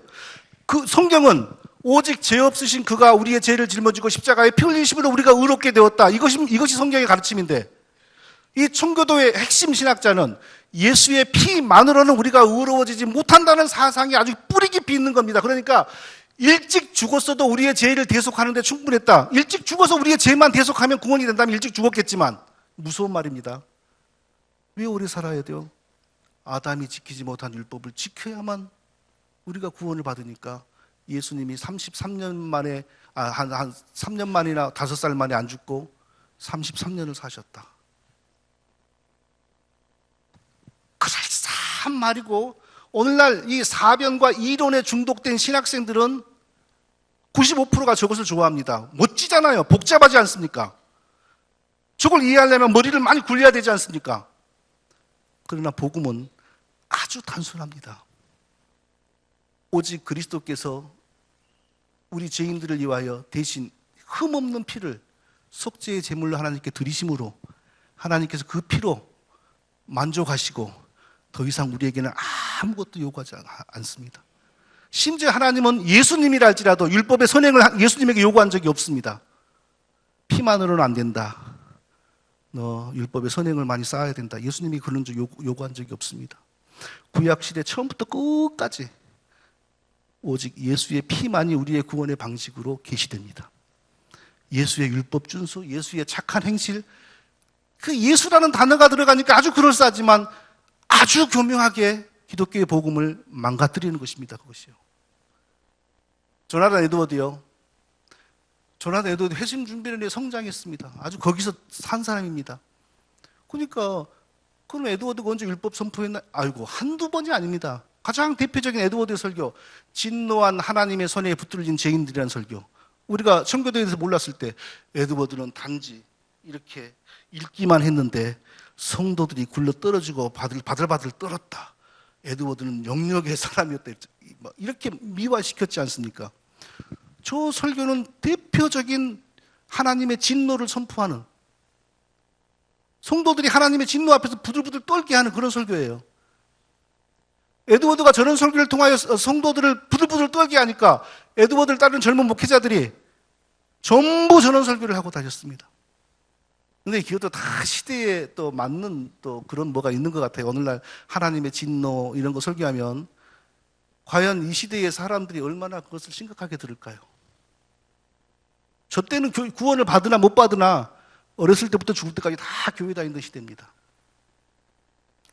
지금은 교회를 안 다니는 우리 교회에 어떤 분이 최근에 그분의 어머님이 돌아가셔서 장례식장에서 뵀는데요. 30년간을 딴 교회를 다니고 막판에 한 7, 8년은 우리 교회를 다녔습니다. 끝내 예수님을 안 믿더라고요. 그리고 제가 대표 기도할 때 어쩌다가 눈을 뜨게 되지 않습니까? 무슨 소리가 나면은 일부러 뜬 게 아니라 그러면 성도들이 한눈에 다 보입니다. 여기 앉아있으면. 근데 그분은 항상 손톱을 만지고 있었습니다. 눈을 뜨고 손톱을 만지고 있었어요. 한 번도 기도할 때 눈을 같이 감은 적이 없습니다. 손톱을 만지고 이러고 있고 이러고 있어요. 뭐 만질 게 있다고. 그리고 나중에 들리는 말을 들으니 나는 간지럽게 뭐 하나님한테 주세요 그런 거 못해. 딴 사람한테 그러더랍니다. 하도 답답해갖고 제가 그때는 에드워드가 뭔지도 몰랐지만 저도 한번 지옥에 대해서 한번 설교를 해봤습니다. 예수 믿으라고 좀 한번 좀 두려움 좀 느끼라고 지옥을 좀 뜨끈뜨끈하게 설교를 했거든요. 끝나고 나면 우리 이제 모여서 밥을 먹어요. 이제 가족 사이즈죠, 가족 분위기죠. 근데 시키지도 않았는데 뭐라는 줄 아세요? 근데 목사님 거기도 여러 명 뭉쳐서 가는 것 같던데 여러 명 뭉쳐서 가면 다 사라집니다. 진짜 싫어합니다. 진짜로. 그러니까 또 옆에 철딱선이 없는 사람이 뭐라냐면은 맞아. 우리나라 사람들은 불가마도 가보고 다 해갖고 연습이 돼가지고 그런 소리를 장난 말이지만 말입니다. 장난 말이지만 그 지옥에 대한 설교를 듣고 그런 말을 한다는 건 간단한 일이 아니거든요. 하나도 안 들어가는 거예요. 그래도 교회를 완전히 끊더라고요. 완전히 끊었어요. 그리고 어머님 최근에 그 어머님 얼마나 신실한지 모릅니다.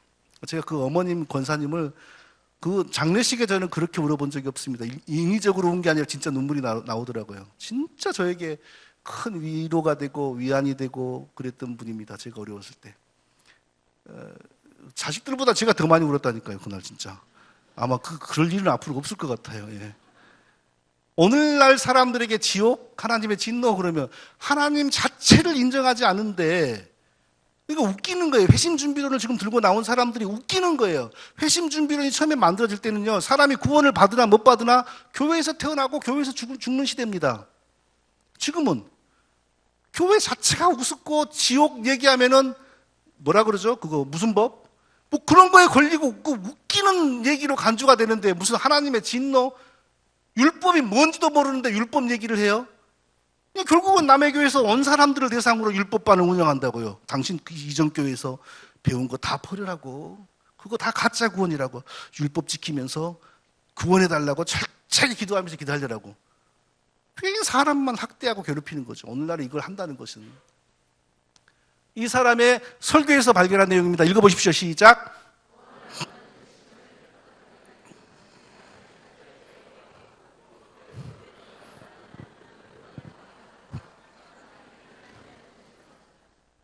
구원을 얻는 회심을, 그러니까 구원되기 위해서 네가 해야 될 일이 뭐냐? 율법 두 돌판, 10계명 철저하게 실천하라. 이 회심 준비론의 구원의 수단을 활용하는 거 아닙니까? 왜 이들의 청교도는 부흥이라고 하고 대각성이라고 그러겠어요? 다 이 회심 준비론 사상이죠. 이 놀라운 회심 이야기라고 부흥을 마치고 나서 이 에드워드가 쓴 책입니다. 이 책이 영국으로 건너가지고 또 영국 사람들을 얼마나 많이 현혹시켰는지 모릅니다. 웨슬리가 여기에 제일 많은 영향을 받았습니다. 그러니까 오늘날의 감리교 사상은 에드워드로부터 많은 영향을 받은 겁니다. 이 한 사람의 사례를 얘기합니다. 읽어보십시오. 시작.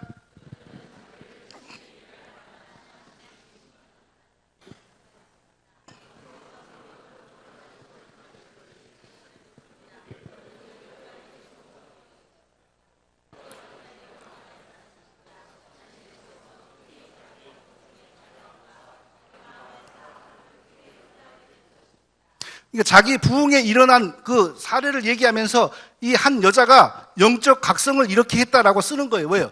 갑자기 영적 각성이 오니까 내가 구원받으려면 아직 멀었다. 이런 걸 깨닫고 성경을 열심히 읽기를 시작하더라.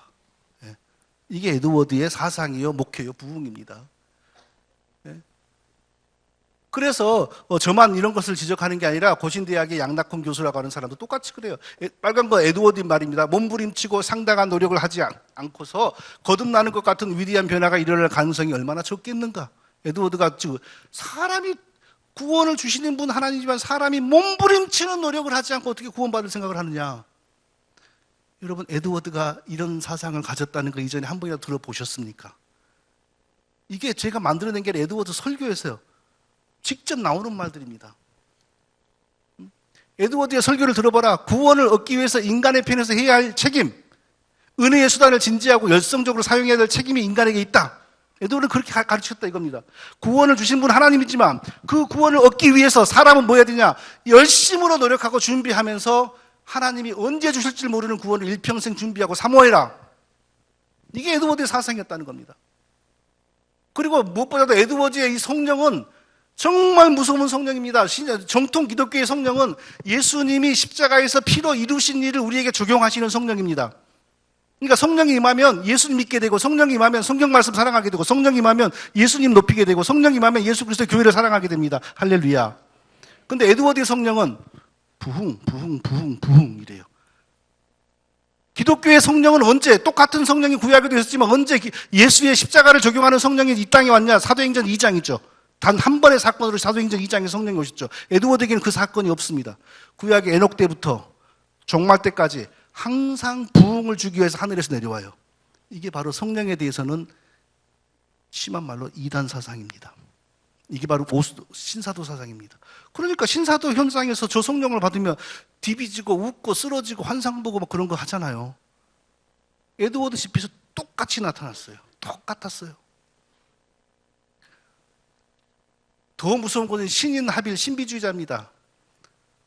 이 신비주의 사상을 우리나라 청교도 신학자들은 오히려 칼빈도 못하고 어거스틴도 못한 최고의 영성이었다라고 칭찬을 했습니다. 사실은 신비주의 이단 사상을. 자, 한번 보십시오. 시작.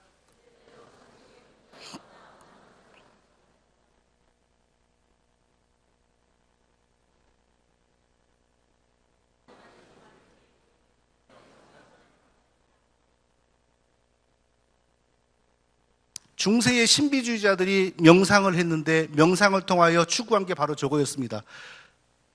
억지로 내가 상상을 만들어내는 게 아니라 저절로 상상이 밀려와요. 저절로. 내면에 상상이 저절로 일어나요. 그리고 상상 속에서 하나님을 만나요. 하나님과 대화를 해요. 기도는 이런 게 아닙니다. 기도는 단 한순간도 1분 1초도 성경 밖으로 넘어갈 수가 없는 겁니다. 성경 밖으로 넘어가야만 저런 일이 벌어집니다. 이게 보고 바로 신비적인 일이요, 이단 사상입니다. 저런 게요. 그런데 국내 에드워드 신학자들은 칼빈에게서도 오거스틴에게서 발견할 수 없는 최고의 영성의 거장이다, 에드워드가. 이렇게 미화를 시켜버린 거예요. 하나님은 나에게 삼위일체적인 분으로 영광스러운 분으로 나타나셨습니다. 삼위일체를 연구하기 위해서 기독교가 수백 년 동안 연구를 해가지고 하나님은 성경에 딱 뭐 이렇게 삼위일체 이렇게 안 나오지만 하나님은 삼위일체의 하나님이다라고 결론을 내린 겁니다. 어렵게. 에드워드는 묵상이라는 미명하에 감각적으로 삼위일체를 봐버려요. 이런 것을 이단이라는 표현을 자꾸 쓰면 성도들이 삭막해지니까 안 쓰려고 그러는데요. 쓸 때는 써야 되겠더라고요. 이런 게 이단입니다. 이런 게. 근데 모르면 신령한 사람이라 이렇게 되는 거죠. 한번 읽어보십시오. 시작.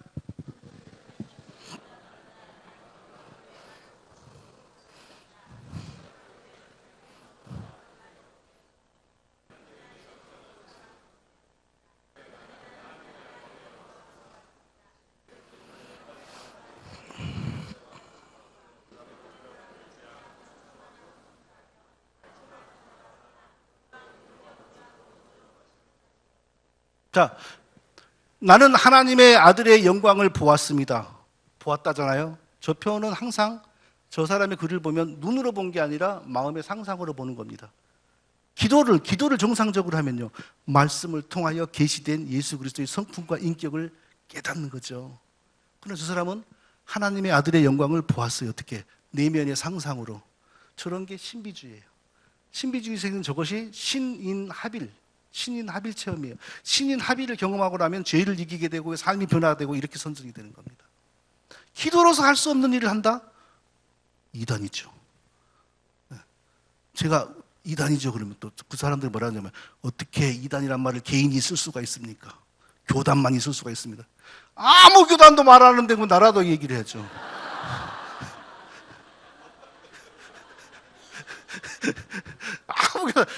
감사한 건요, 아직까지 한 분도 문을 열고 나가시는 분이 없다는 거예요. 너무 감사하고요. 아까 한 분이 들어왔는데 그분도 정신이 말똥말똥해져가지고 아무도 졸지 않는다는 거예요. 이제 10분 안으로 끝내도록 제가 최선을 다하겠습니다.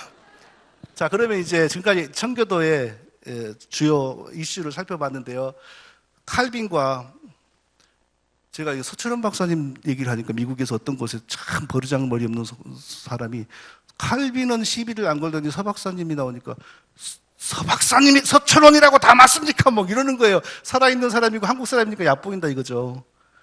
아, 민망하대. 서 박사님 그 자리에 있는데 그래요. 또 뒤에 앉아 계시는데 민망하대 진짜. 네. 근데 서 박사님이 한국말을 쓰고 한국에 계시고 살아 계셔서 좀 사실 존 칼빈하고 이렇게 대등하게 거론이 된다는 게 사람이 생각에는 굉장히 좀 너무 띄우는 것 같지만요, 저는 그렇게 생각합니다. 저분이 한국에서 한국말로 신학을 했지만 그 신학의 그 숙련도와 난이도와 성숙도는 세계적인 수준입니다. 그건 분명합니다. 아담의 원죄는 행위언약으로 표현합니다. 청교도는 행위언약은, 그러니까 우리 장로교회가 쓰고 있지만 사실은 청교도 거지 우리 칼빈의 사상이 아닙니다. 오거스틴의 사상도 아닙니다. 우리가 지금 행위언약에 물들어버린 거예요. 청교도 사상이 물들어버린 거예요 지금요. 행위언약을 배반한 게 원죄다. 청교도 그러지 않습니까? 그러나 성경은 뭐랍니까? 하나님과 같이 되어. 그러니까 하나님을 배반한 거죠. 율법을 배반한 게 아니라, 율법을 안 지킨 게 아니라. 그들은 아담처럼 언약을 어기고 거기서 나를 반역하였느니라. 이스라엘 백성들을 반역이라고 표현했는데 그 반역은 아담에게 먼저 있었다라고 그러지 않습니까? 그건 뭐냐? 하나님이 아담에게 모든 영생과 은혜를 다 주셨는데 하나님 섬기기를 싫어했다는 것이죠. 성경은 바로 원죄를 이렇게 설명합니다. 칼빈은요, 야심과 교만이 배응망덕과 함께 생겨났으니 하나님이 모든 영생과 은혜를 다 주셨는데 하나님 섬기는 것, 즉 믿음으로 사는 것을 싫어한 거죠. 그리고 하나님처럼 되려고 하는 게 원죄죠. 칼빈 그렇게 설명합니다. 서철원 박사님, 인류의 원죄는 하나님 밑에서 왕 되는 것을 거부하고 직접 하나님과 같이 되려는 데서 성립한다. 사람이 하나님의 형상으로 창조되어 창조주를 하나님으로 섬겨야 할 존재인데 하나님을 반역함으로, 하나님의 반역.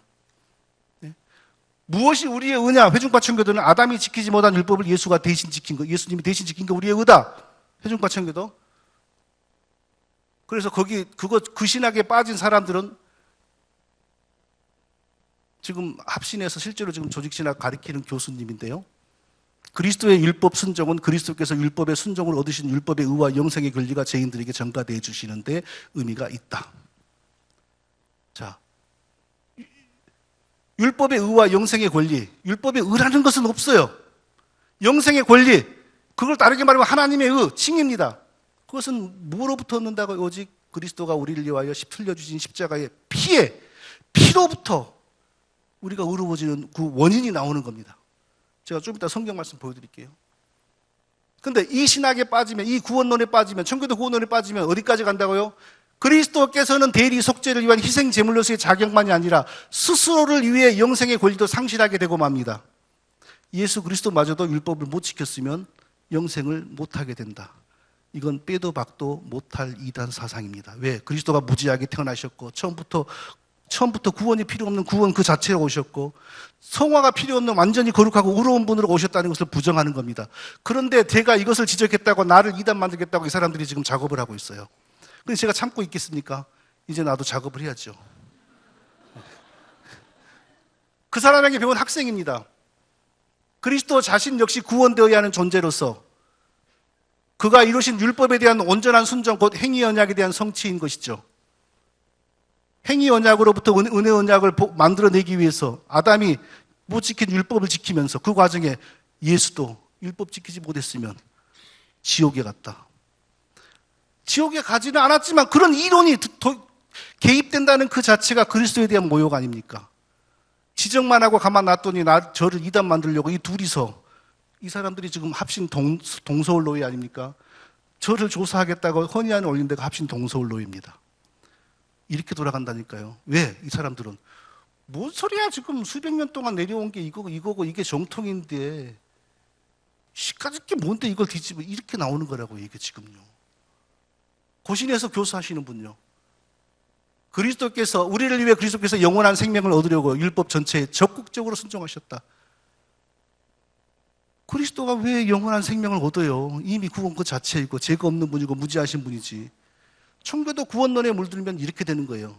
이게 하나님을 욕보이는 망령된 신학이에요.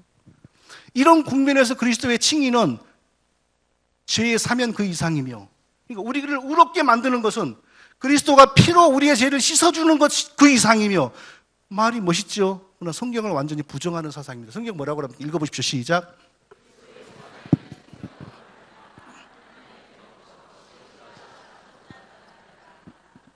자, 값없이 우리가 의롭다함을 얻었죠. 근데 뭘로요? 예수 안에 있는 속량으로 죄에서 건져주심이 우리를 의롭게 만든 겁니다. 또 읽어보세요. 시작.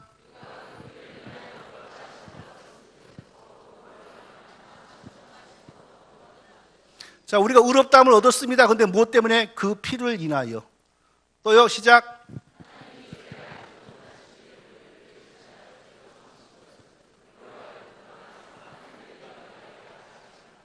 우리가 하나님 앞에서 의로워진 존재가 됩니다. 어떻게? 우리를 대신하여 예수님을 죄로 삼았기 때문에. 성경의 가르침은 어떻게 우리가 구원을 받느냐? 예수의 선행, 예수의 율법 준수, 예수의 착한 행실 아닙니다. 아무리 예수님이라 할지라도 예수님이 착한 행실을 하고 율법을 지켜서 우리를 구원한 게 아니고 우리의 죄를 대신하여 십자가에서 피 흘려주심으로. 그래서 기독교는 십자가에 흘리신 예수의 피가 중심되는 종교죠. 예수의 율법 준수가 중심되는 종교가 절대 아닙니다. 청교도가 웃기는 건요, 그러면 예수의 십자가의 피와 예수의 율법 준수를 그건 반반만 섞어도 제가 가만히 있겠어요. 십자가 얘기도 한 50% 하고 율법 준수 얘기도 50% 하면 그러려니 하겠었는데, 철저하게 십자가 얘기는 5% 정도밖에 안 합니다. 그리고 다 예수님의 율법 얘기. 그러니까 이게 거짓 종교죠. 칼빈도요, 의롭다고 인정하는 것은 분명히 죄의 사면으로 해석하며 우리의 죄가 그리스도의 피로 말미암아 벗겨지는 것이 우리를 의롭게 만드는 것이지 율법의 행위 아닙니다. 서철원 박사님이 이 죄값, 피 흘림으로 죄값을 갚아 용서를 가져오셨다. 이 죄값을 갚아 용서를 이루신 것이 의이다. 우리의 의가 뭐냐? 예수의 피로 우리의 죄가 사해진 게 우리의 의다.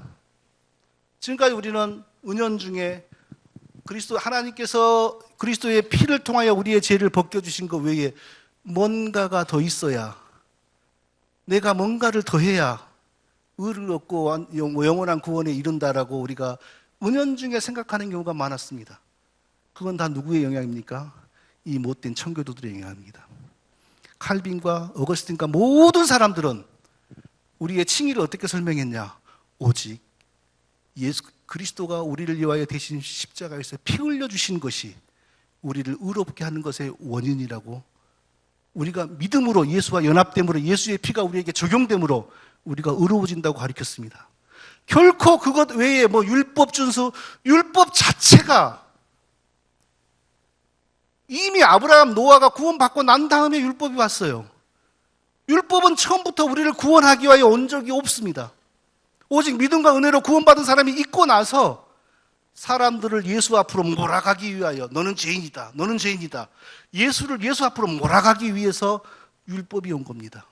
오늘날 그런 율법은, 오늘날 율법이 우리의 도덕법이 되고 어쩌고, 난 그런 소리 별로 안 좋아해요. 오직 성령의 법과 말씀을 따라 살면 율법이 말하는 건 저절로 다 하게 되어 있습니다. 성령의 법을 따라 말씀으로 충만하면 율법이 하라는 건 다 하게 되어 있고, 율법이 하지 말라는 건 저절로 안 하게 되어 있습니다. 예? 뭘 굳이 또 이 조항 그걸 뭘 지키고 다녀요? 그런 인위적인 율법 준수에 대해서 사도 바울은 저주를 선언했어요. 그러면 율법은 오늘날 무슨 기능을 할까요? 신앙생활을 열심히 정상적으로 잘하다가, 목사님의 가르침과 설교를 따라 성경 공부를 잘하다가 어쩌다 한번 율법을 읽어볼 필요가 있죠. 읽어보니까 이 정도는 나는 이미 진즉 다 하고 있다. 이 정도 이상의 기능이 없는 겁니다. 회개를 하더라도 율법 앞에서 회개한 게 아니라 복음 앞에서 회개해야 됩니다. 예? 복음전도 그들은 율법 선포, 영적 각성 막 많이 했죠. 구원의 수단 활용, 그리고 구원 체험 이렇게 나가잖아요. 구원은 하나님이 주지만 철저하게 사람이 준비해야 된다. 그러나 성경은요, 읽어보십시오. 시작.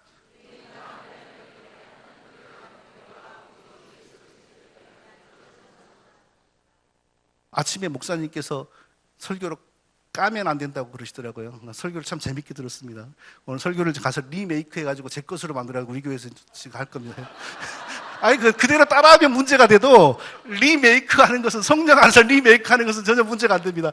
설교를 까면 안 돼요. 제가 초창기에 까가지고, 그래서 오늘날 교회가 이 모양인 것 같아요. 제가 많이 까가지고. 사도들은, 신약의 사도들은 오직 그리스도에 대한 믿음만 전했어요. 근데 회개하고 예수 믿는 사람이 나오고 교회가 생겼잖아요. 왜 그러겠어요? 오직 그리스도를 증거할 때 성령께서 택한 자로 하여금 믿게 하십니다. 그러면 구원받고 그때부터 회개가 시작이 되는 거죠. 또요, 시작.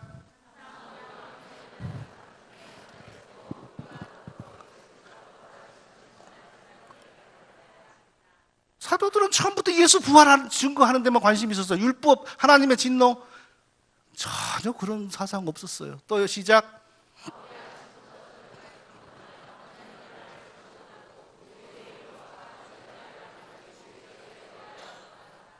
율법 얘기도 종종 했습니다. 그러나 무슨 목적으로 율법 얘기했냐?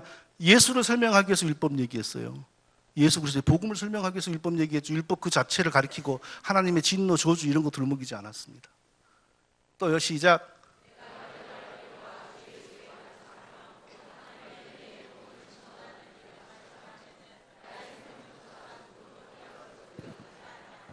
은혜의 복음을 증거하는 일에, 율법, 저주, 심판이 아니라 은혜의 복음 증거하는 일에, 은혜의 복음 증거하면 성령이 역사하셔서 사람을 변화시킵니다.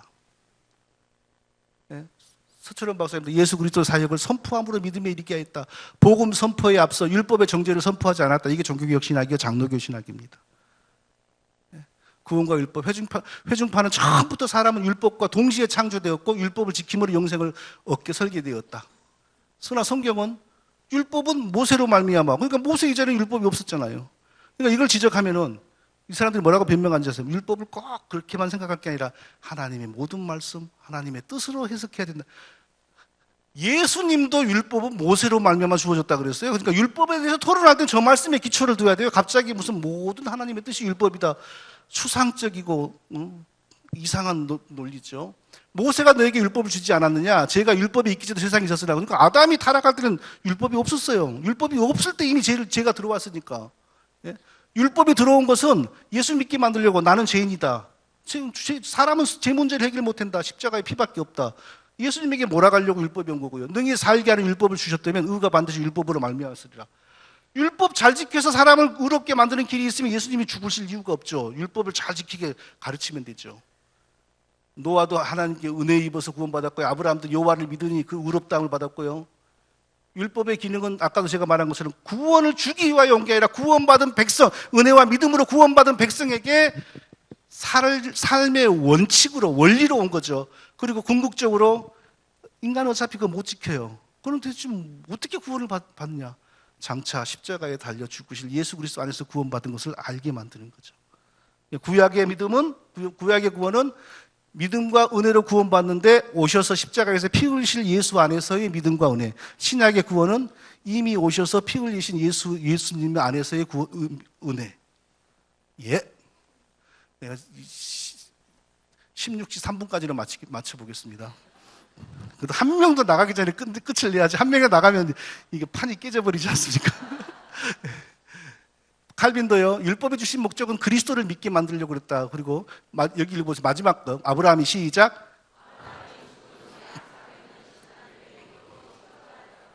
기독교 강의에서 한 말이에요. 아브라함이 죽은 뒤에 400년이 지나 율법이 왔다. 이 말은 달리 말하면 이때 처음으로 율법이 온 거죠. 그 전에 아담이 타락할 때 율법이 있었어요? 없었어요? 없었어요. 이 천교도파들은 뭐라고 변명한지 아세요? 그때는 율법이 사람의 마음에 심겨져 있었다. 그게 얼마나 무서운 말인지 아세요? 사람의 마음에 심겨져 있었다면 율법은 사람을 예수 그리스도 앞으로 인도하는 모양이 다른 특별 계시입니다. 특별 계시가 모든 구약의 사람들에게 다 있었다는 것이죠. 그러니까 십계명이 오기 전에 이스라엘 백성들 사람 마음 속에는 다 이미 율법이 있었다. 이 주장을 하는데 아담의 후손이 꼭 이스라엘 백성들만은 아니지 않습니까? 율법이 마음속에 있었다면 모든 민족에게 율법이 있었다는 거예요. 그럼 그리스도를 예비하는 특별 계시가 모든 민족에게 있었다는 거예요. 그게 바로 신학적으로 심각한 문제가 되는 겁니다. 그리스도가 오신 후로 율법은 구원의 길로 폐지되었다. 율법이 예비 과정으로 개입하는 것이 아니다. 복음 전하기 전에 먼저 율법 전해갖고 사람을 준비시키는 거 아니다. 이게 진정한 장로교 신학입니다. 복음만 전합니다. 복음 전하면 성령의 역사에서 믿게 하십니다. 이게 제일 중요한데요. 언약, 회중파는 행위 언약, 은혜 언약이잖아요. 행위 언약으로는 우리가 저주받고 은혜 언약으로는 예수 믿고 공짜로 구원받고 이것이 우리에게도 그대로 외민에게도 들어와 있습니다. 행위 언약에서는 하나님의 인간이 쌍방간의 역할, 은혜 언약에서는 하나님이 거저 구원을 주신다고 해요. 그런데 사실은 거기 뭐가 있어요? 행위에서 은혜로 넘어갈 때 회심 준비론, 철저히 율법을 지키면서 준비를 할 때 하나님이 예수 믿는 신앙을 주신다. 그러나 칼빈에게는 그런 사상 하나도 안 나옵니다. 하나님 택하셨다. 불가항력적인 은혜를 주신다. 예수 믿으면 예수의 의를 우리 것으로 인쳐주신다. 전가해 주신다. 이게 칼빈의 사상입니다. 서철원 박사님의 언약 사상은요, 두 언약밖에 없다. 성경에. 첫 언약, 옛 언약, 옛 언약, 첫 언약. 옛날의 언약은 아담과 하나님 사이에 맺었는데 하나님이 자기 백성을 만드시기 위한 언약이에요. 그런데 아담이 범죄함으로 그 언약이 망가졌어요. 그래서 구약 성경을 보면 내내 하나님이 그리스도의 피로 다시 하나님 백성을 만들어내는 새 언약에 대해서 예언을 해요. 예레미야 31, 31 시작.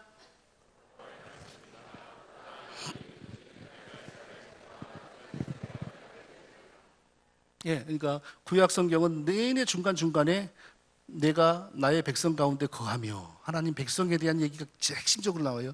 어떻게 그리스도의 피로 아담의 죄를 씻어버리고 다시 죄 없는 것처럼 간주하셔서 자기 백성으로 삼아준다. 그러니까 성경에 많은 언약이 있지만 아담과의 첫 언약, 그리고 첫 언약이 아담의 죄로 망가지니까 옛 언약, 그리고 그게 망가지니까 그리스도의 피로 그 언약을 다시 복구해내는 것, 새 언약. 그러니까 영어를 A 언약, B 언약이라 한들 무슨 문제가 되겠어요? 내용이 중요하죠. 성경은 오직 하나님이 자기 백성을 만드시기 위한 하나의 언약밖에 없는데 그것은 뭐냐? 아담의 죄를 그리스도의 피로 해결하고 다시 하나님이 우리를 자기 백성으로 만들어 주신다. 이것뿐이라는 거죠.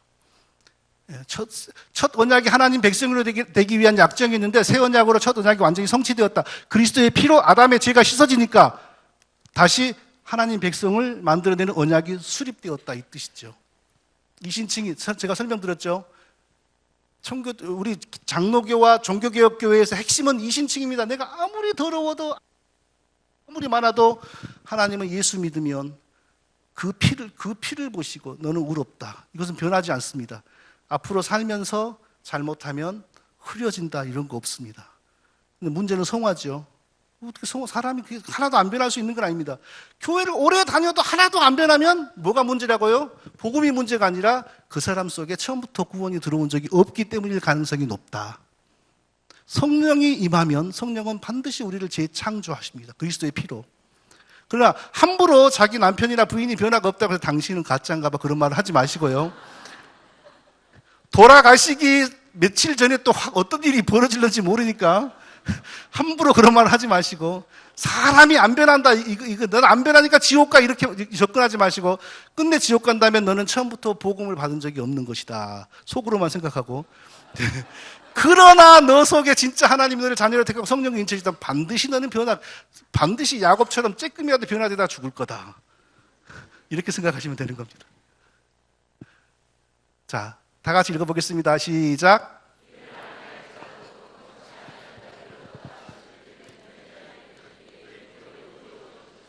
예.